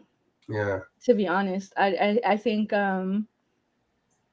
again, it's not. I don't think that's the move. But if I was to bring back, not to get too like dark and serious, like I don't even want to like say it, but like if your kids passed. You would, and you had the chance to bring them back. You wouldn't. No, because they're not my kid. It's not my kid. I've already grieved. I've already mourned my child. You know what I mean? I wouldn't. Even my dad. I wouldn't bring my dad back. Okay. Yeah. No. Yeah. All right. Dark. Knock on wood. Knock on wood. But if your kids died today. No, I'm saying this is man. I got like real sad. Everybody's like crickets. The chat room and silent. Wait, say it again. Ask me again. No, stop. You gotta stop with this. Ask me again. Knock on wood. Your desk is plastic, by the way. He has a metal desk, and he said, "Knock on wood." I could have knocked on the wall. I'm like, no, on the metal desk. Ruben with the question: who is a dead celebrity that you would wish back? So Jim Morrison made an appearance in the book, but for me. Oh, that's man, good questions, but tough ones. That celebrity, honestly, man, probably I don't know if if I thought about it, my answer would probably change. But off the top of my head, it was Kurt Cobain. It's a damn shame what happened to him. Courtney killed him. Never mind. It was going to get dark again. It was going to get dark again. I said not bringing him back just for him to take himself back out. But I do think I agree with you. But on the flip side, what if you're from Seattle? You gotta show some love to Kurt. I'm not from Seattle, and he's from Spokane, which is like 3 hours away from me. Okay. You cannot bring people back who don't want to be here, though. You can't bring back. We're all bringing up celebrities who murk themselves. Wow. You too. Yeah, I know. That's what I'm saying. Look, and then he said, ending depression. Look, you guys are wilding out right now. You guys all picked people who, and again, like Prince, I don't feel was intentional, but also you guys all said people who, on one hand or the other, died by their own. Oh hand. My God! You're gonna throw this comment up? You're Ruben. Hold on. That wasn't his family, though. OJ's family, so we can hear their side of the story. My guy, Ruben, come on now. We all know if the glove don't fit, you must acquit. He didn't do it. free my man. I'm not even gonna press that one. Raise rights. Wishing to end depression could help the world in the long run. But the thing with that though is when am I gonna have my sad girl time? You know what I mean? I enjoy my sad girl hours. So are you okay? Frank is the one reasonable guy here. It's actually like, oh, let me. But if everybody is happy all of the time, then you're not gonna get range. You're not gonna get the emotion in projects and stuff. Like you're not gonna get like the full experience of things that are supposed to be sad. I'm wrong with you. Prince or Bowie. Prince or Bowie is real. That's yeah. Not Ruben saying bring back Casey Anthony's daughter so we can know what happened. Ruben, get out of here. Inappropriate. Knock on wood. Knock on something. Hello. I like that though. One more time. Prince or Bowie. That's quality. That's quality. You know who I don't think you can. No, I get that sad and depression are two different things. I'm well aware of that. But I'm saying like, you can't. Okay, you're right. Sorry, let me mute myself. No, continue. Some more slides. Hey, look at these genies. God, they're getting litty. Doing shots. Getting fucking pissed drunk. Man. Nobody said Michael Jackson. Yo, Carlos, Canadian Cape Crusader, was in the chats earlier. I'm sure he would have said Michael Jackson. What am I other? I got some other slides. So this was issue 4. I love this art. Colorful, vibrant. This is just honestly, folks, a fun book, but it's got a lot of heart to it. Definitely recommend. You know what I missed out on? And I'm like kicking myself in the pants. I wanted to cop. Did you see that? Let me see if I can pull it up. The 8 Billion Genies homage cover. The Super Mario homage. Go here. You're not gonna talk? You said you were throwing something up. Yeah, I asked you, have you seen? Yeah, I told you about it. You told me about it. Get out of here, bro. You talk too much. Not you telling me I don't talk enough. No, you like that, eh? I would probably wish for, some, have you seen those the ones like with the ones that don't have mouths? They just have a nose and eyes. That's what I wish for you. Get out of here. Sergio, can he only talk when spoken to? Let me see. Boom. Man, and it's going for stupid money right now. Yeah, like 700. Before this hot. It's 700? No. Yeah. That high? Yeah. Oh my. Beating myself up about it too, because somebody put me on when it dropped initially for like less than $20. And I was like, I'm not trying to spend money this week. Stupid. Worst decision. That's crazy. The last I checked, it was like a three bills or something. Pull up your are you in incognito mode? Go ahead and pull up the search history since we're here already. Get out here, bro. Go ahead and click it. I love it. I'm a big, actually here, I got my little Super Mario coaster. One of my favorite video games of all time, Super Mario Bros. 3. Oh, you play? I used to back in the day. Back in the day. I love this, but it's just, man, I'm not dropping 7 bills on it. So kicking myself in the pants big time. Yeah. Well, that's your wish, to kick yourself in the pants? Yes, ma'am. Frankenstein just turned into Superman. That's kind of what I was going with it, man. That'd be super cool. I'm a big kid, so those were going for $65 on Whatnot. The only one I have left is my purse. Oh, so you've got it. Yo, congrats figure drawing, man. That's I can't get with Whatnot though. Whatnot is like, when a new social media app opens and it's like there's so many people already on it and it feels like confusing and you're old and you don't feel like learning a new platform. That's how I feel about Whatnot. I got on there one time and bid on something and then I deleted the app. I said, I don't like the live interaction. I like eBay. Like, I don't want to see your face. I don't want to know what you look like. Just let me offer you $1 for something. Let me offer you $1. Yeah, to be honest, I haven't jumped on the Whatnot train, but I think I'm gonna I'm gonna check it out. Maybe try to sell some books on there too. Oh, I think more. for you, What are you guys going for now? huh? How much are the number ones? They're going. I know the Frizen I saw going on eBay for like between 15 and 30. Yeah, eh? Mm-hmm. Okay. Yeah. What else? What else did I read?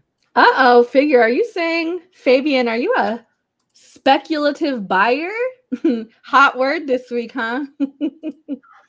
Oh yeah, I'm not even gonna touch that. I'll have the whole mess. I know you want it. I mean, if you want. I did want to talk about it, but I think it's out right now. It is fun. It's not funny, but also at the same time, you can't control what other people are going to spend their money on. So it's so weird to me to see people be like, we have to come together as a community, and I'm just like, I like comic books. For me, comic books are so personal, but the business of it is business, and I'm not involved in that side. So, but guess what? I've spent money on things that I probably paid way too much for, you know. It is one of those. Oh, he just liked the cover, didn't know the it's a sick cover, man. It's simple. And that's how I feel too. I only buy covers I like, right? Yeah. So the whole C2E2 stuff doesn't make sense to me because it was an ugly ass cover to begin with and an ugly ass cover to go on top of the cover. So it wasn't even a nice cover. It was ugly. Hey. But I will say that they're shady for what they did. Check out this Bjorn Barends Predator. How fucking sick is that, yo? Now, if you guys can see the reflection on the cover, you have an idea of where Sergio lives. Is Juan still in here? Kyle, I think his last name's Hotz. Predator variant for Wolverine. That one's cool. Yeah, so I haven't picked up this week's books yet, so I didn't get the chance to read Predator 1 that came out this week, but I'm very much looking forward to checking that out. I managed to snag the 1 in 50. Juan, go ahead and go to the playback and look in the reflection, and we can probably get his coordinates. Yeah, which one you talking about? The Barends or the Kyle Holtz? I mean, they're both fire, really.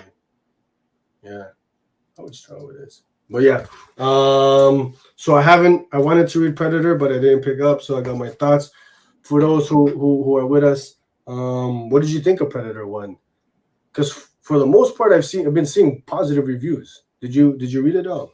To Catch a Predator or Predator? Predator number 1.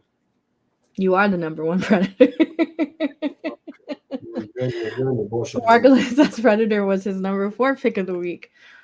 There you go. Both are cool. Oh, I thought he was talking about To Catch a Predator and Predator. No, I haven't. I looked through it. I looked through the whole issue, but I was so distraught that I lost the copper drop that I couldn't bring myself to actually read it.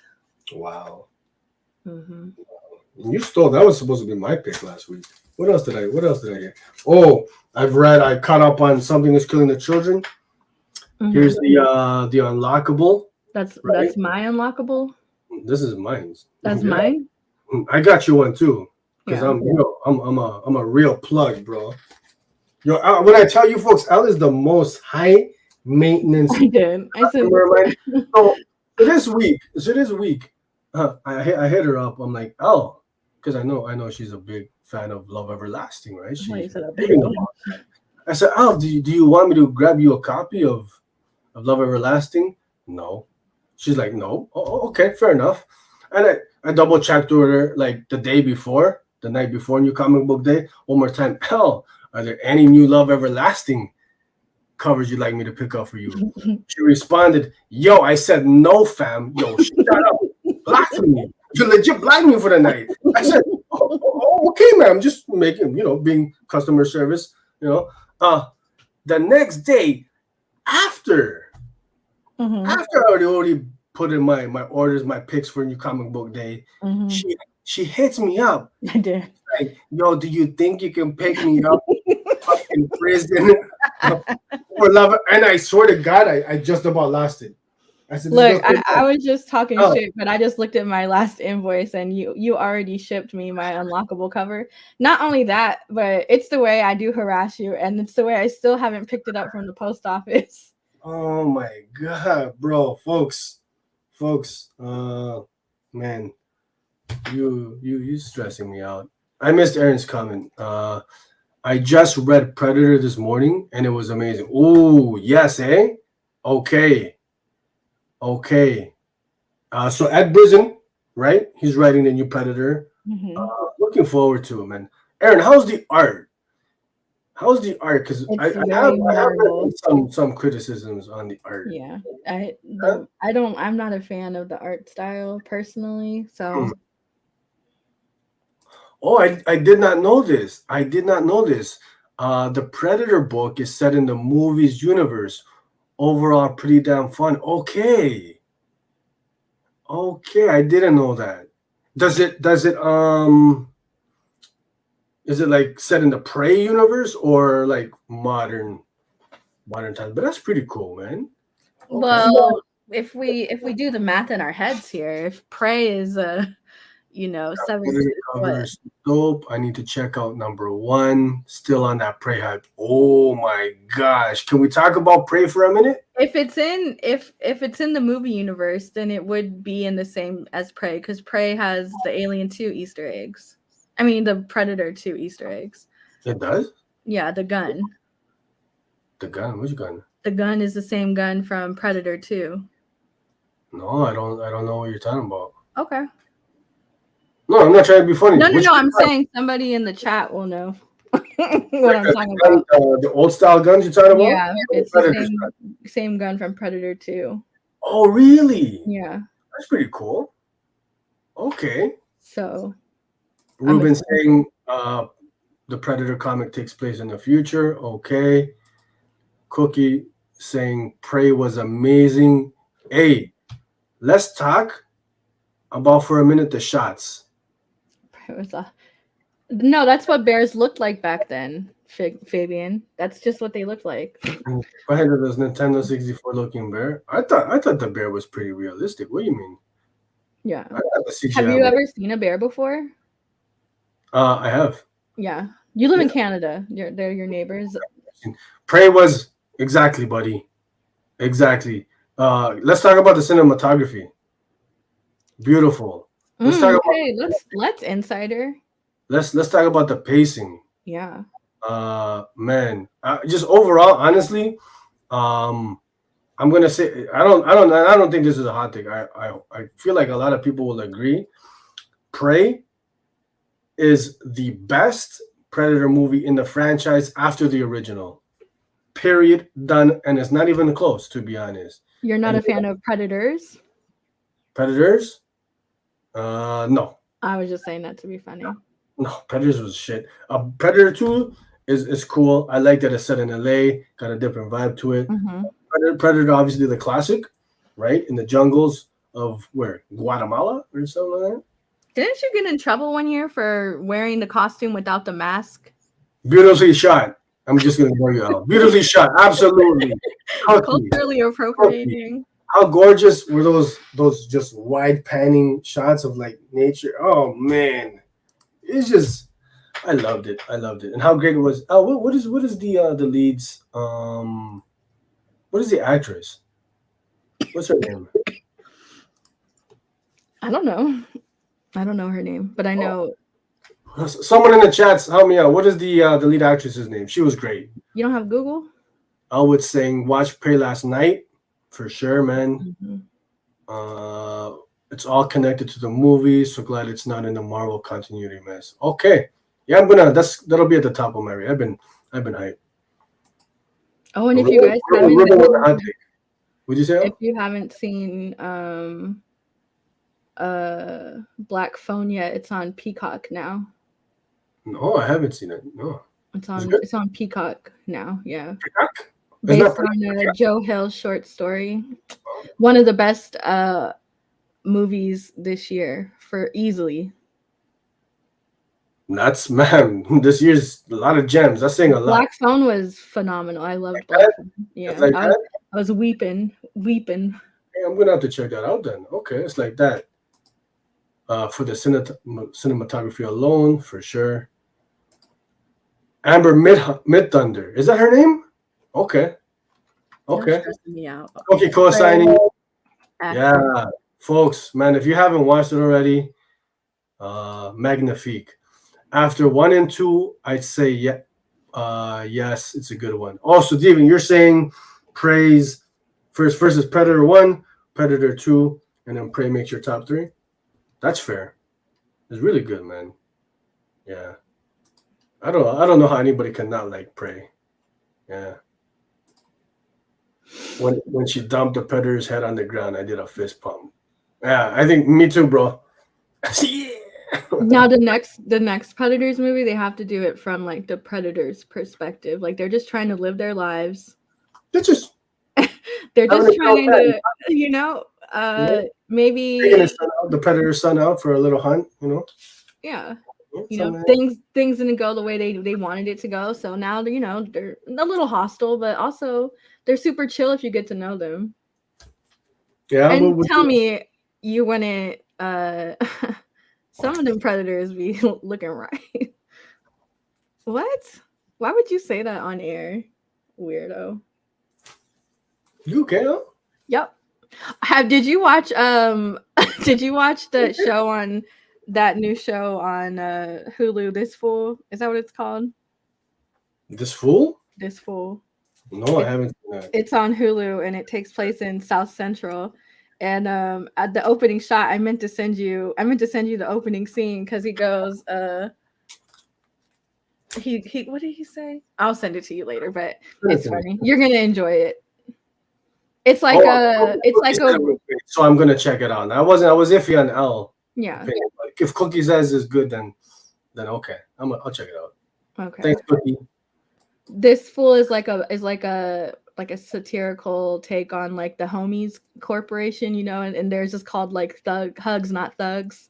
Yeah. So it's like about reformation in the community in South Central. It's really funny. Okay. On Hulu. He goes like the Black and Mexicans. He's like, I'm not Mexican, I'm Salvadorian. And I said, Sergio. Hey, who was it who thought I was Mexican? Was it Ruben? Juan. Oh, no, Juan.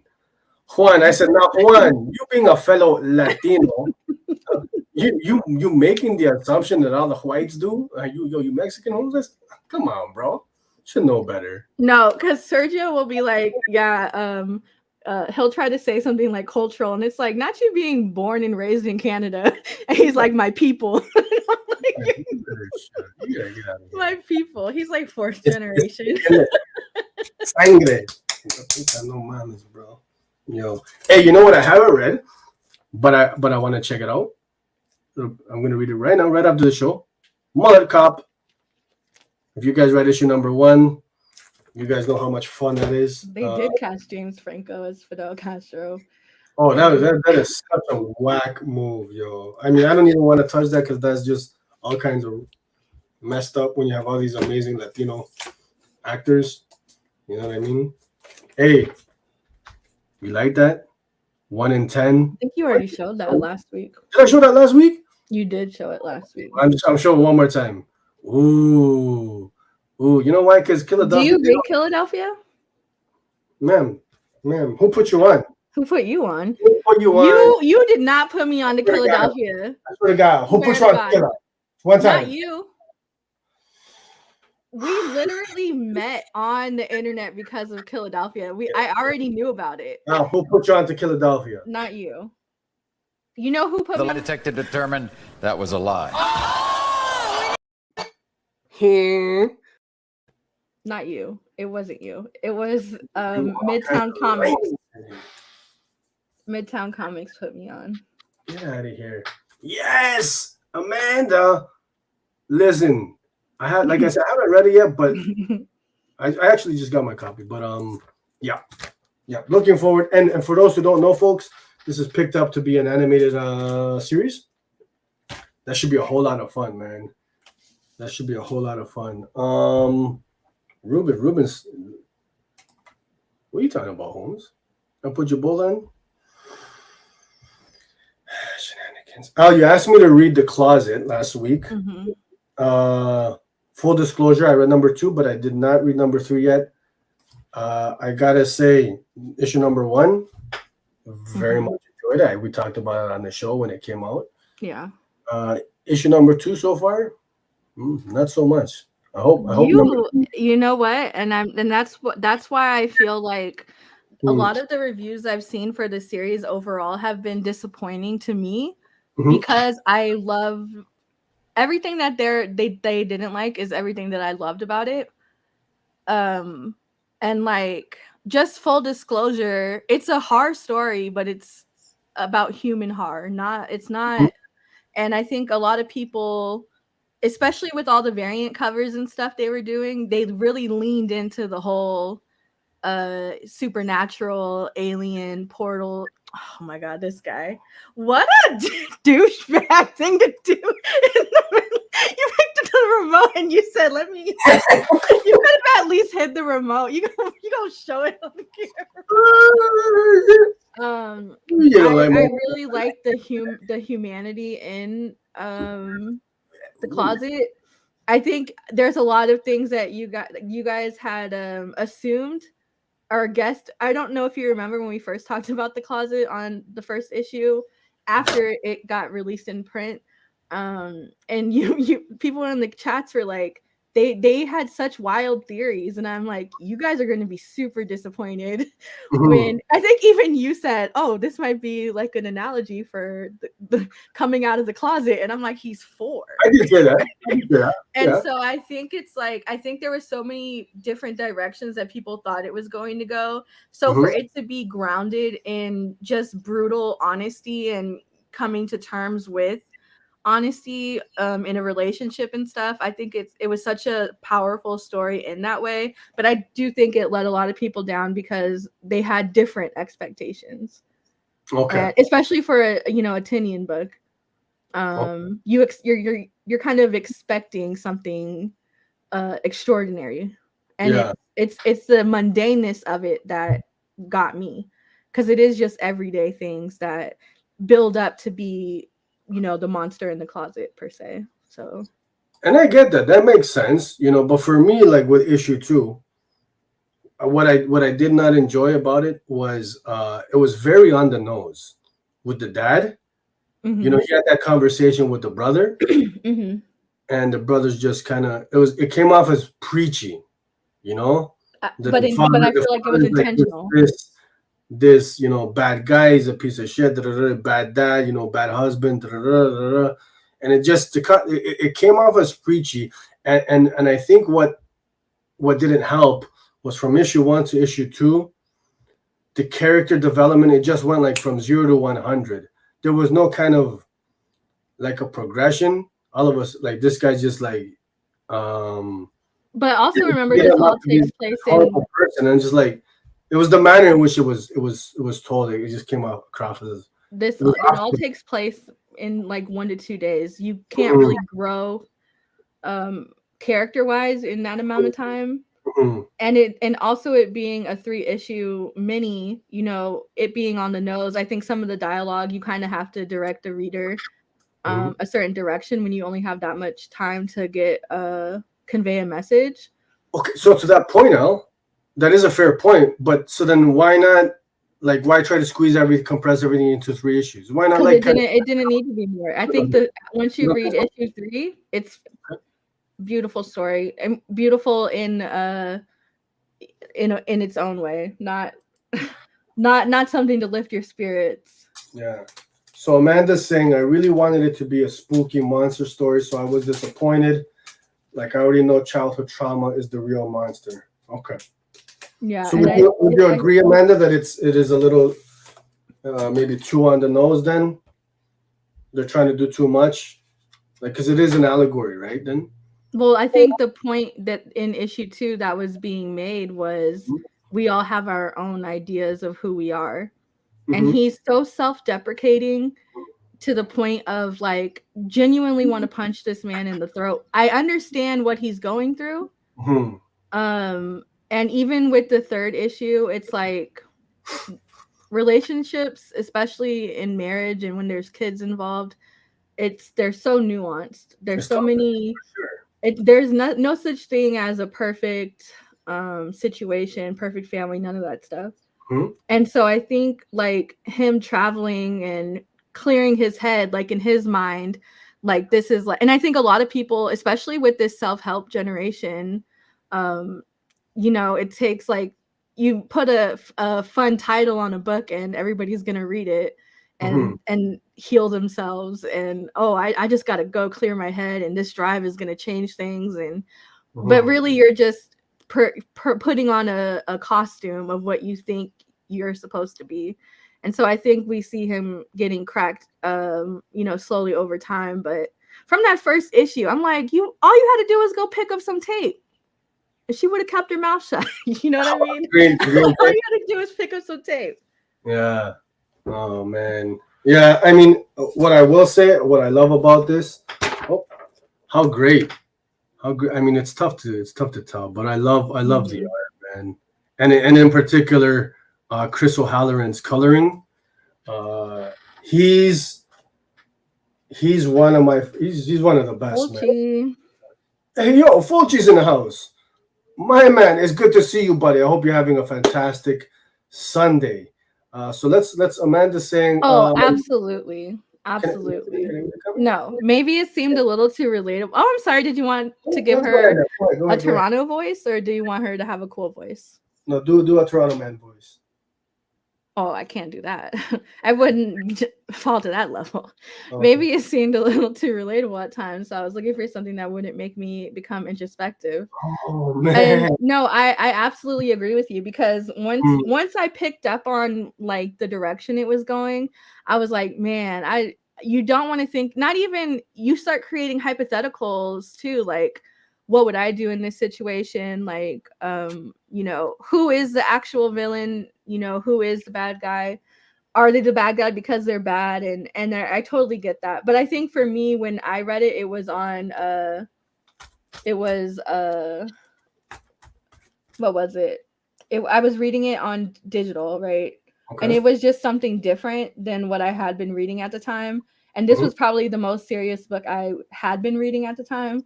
So for me, it was refreshing to read something that was introspective. But I totally get that, because I remember there was a couple issues of Bolero where I was like, I don't like this issue, because I didn't feel like thinking about that kind of stuff. It hit a little too close to home. I'm with Frank. That's why I'm in the situation I'm in right now. I am hungry.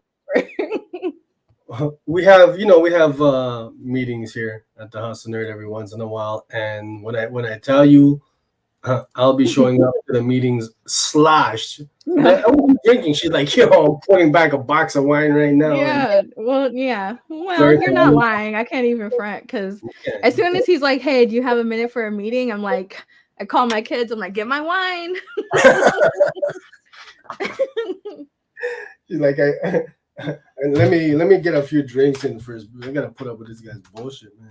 You know what's so funny too? Why I'm hungover? I found Dante's Peak on I forgot what streaming platform I was on, and I said, I feel like watching Dante's Peak.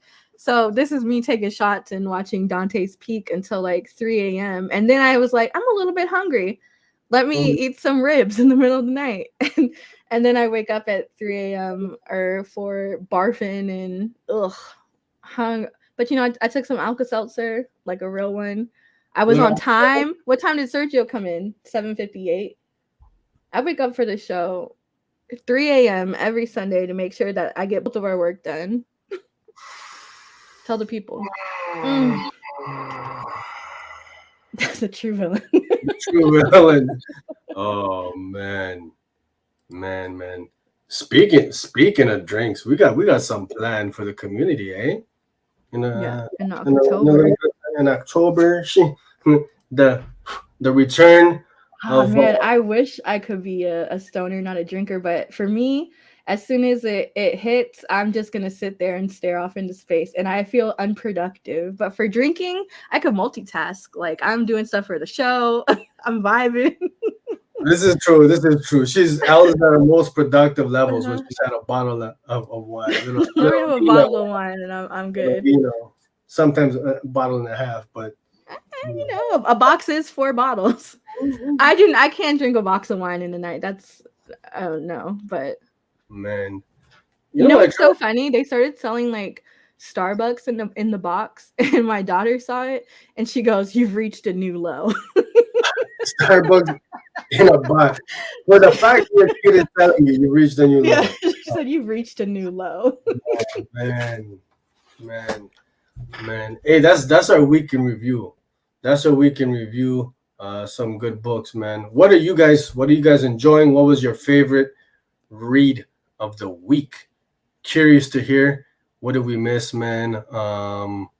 Because it's tough, man. There's like so much good stuff out there. It's tough to keep up with everything. Next week, how's next week looking? We got Phil. We got the city boy Phil. Yeah, we got Phil. Are you talking about comics? Well, I was talking about comics. Yeah, that's okay though. Hold on, let me pick my. Oh, what does the polls look like? I think you probably won. Oh, Tech 1063, Ram's Batman book. That's continuing. If you guys are still here, you're gonna hear me pick my live, so there's no confusion. No! Don't do that. Let me check. Let me do that. Human Target. Tales of the Human Target #1. I'm probably gonna go with End After End. Okay. I called it Tales of the Human Target, a one-shot. Oh, Forever Forward drops that week too. Yeah. And so does we don't do that. We don't do that. We don't do that. But also the Human Target Tales and man. And I think Ruben was saying earlier Gun Honey series does not continue until like September, end of September. Which one are you pitching? I'm pitching Tales of the Human Target. You think that's a good move? 100%. How much does it cost? I think it's $15. Shut up. Is it really? It's $5.99. Stop. You just made me double check. Oh man. End After End is only if you're. I mean, you can get it for free from Adrian if you. End After End. We've been had End After End. Dope $10 sweet red wine with Riscato. Oh, you know what? I can't drink that Riscato all the time, but it is tasty. But I'm not a sweet wine drinker. I like it bitter. You like it bitter or dry? Bitter, dry and bitter. I'm not crazy on bitter. I like dry, but bitter. I did. There was one wine you put me onto. What was it? Was it port? No, I don't know. I put you on to Cab Sauv. No. No. It was something specific that I hadn't even thought to buy it before. Like a specific brand or type of wine? No, type of wine. It was a red. I can't remember it off the top of my head. But I put you on to all kinds of stuff. You be trying to give me my give me my credits. Hey, listen, before we get out of here, folks, one more time, just wanted to thank you. Oh, was it Shiraz? Oh, Shiraz. Shiraz, okay. Yeah. You did put me on to that. Okay. And I do enjoy it. Yeah. Okay. I do get that whenever I get a chance. Hey, try the Shiraz Cab Sauv combination. Mix it together or it comes mixed? Oh, they come blended already, right?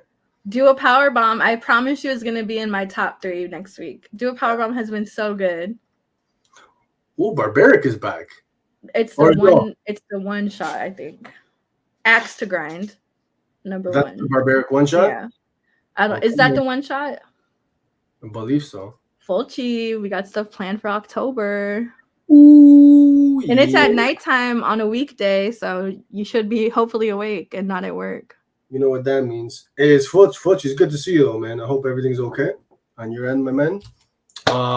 Yeah. One more time, want to thank the community. Thanks to everybody who joins us, on the regular or semi-regular, whatever. You've been here just the one time. Thank you guys. We appreciate it. We made it to 500.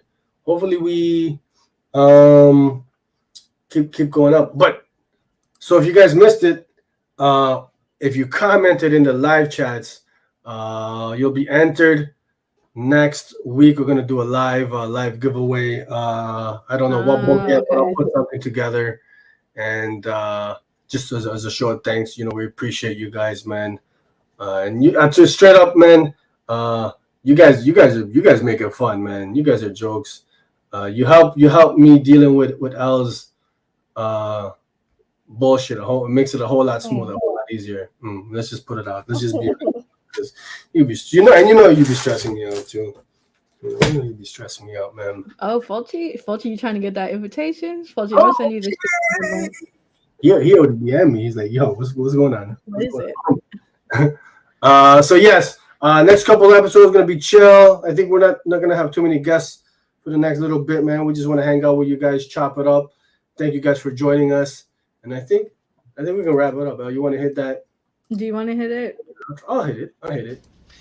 Delicious. That was the wrong one. Don't and I want to abuse it because you always tell me I overplay stuff. So I'm gonna play it to the ground. No, you be overplaying emojis. Get out of here. You say bye, Sergio. You can't, huh? Nobody could hear you. Nobody could hear you in space. She muted my mic. Don't do that again. Don't do that again. Say bye one time for the beautiful folks. I've already said goodbye. No, say it again. Bye. No, that's not nice. That won't be nice. You just be trying to have the last word. Bye, folks. Hurry up and say bye. We out of here.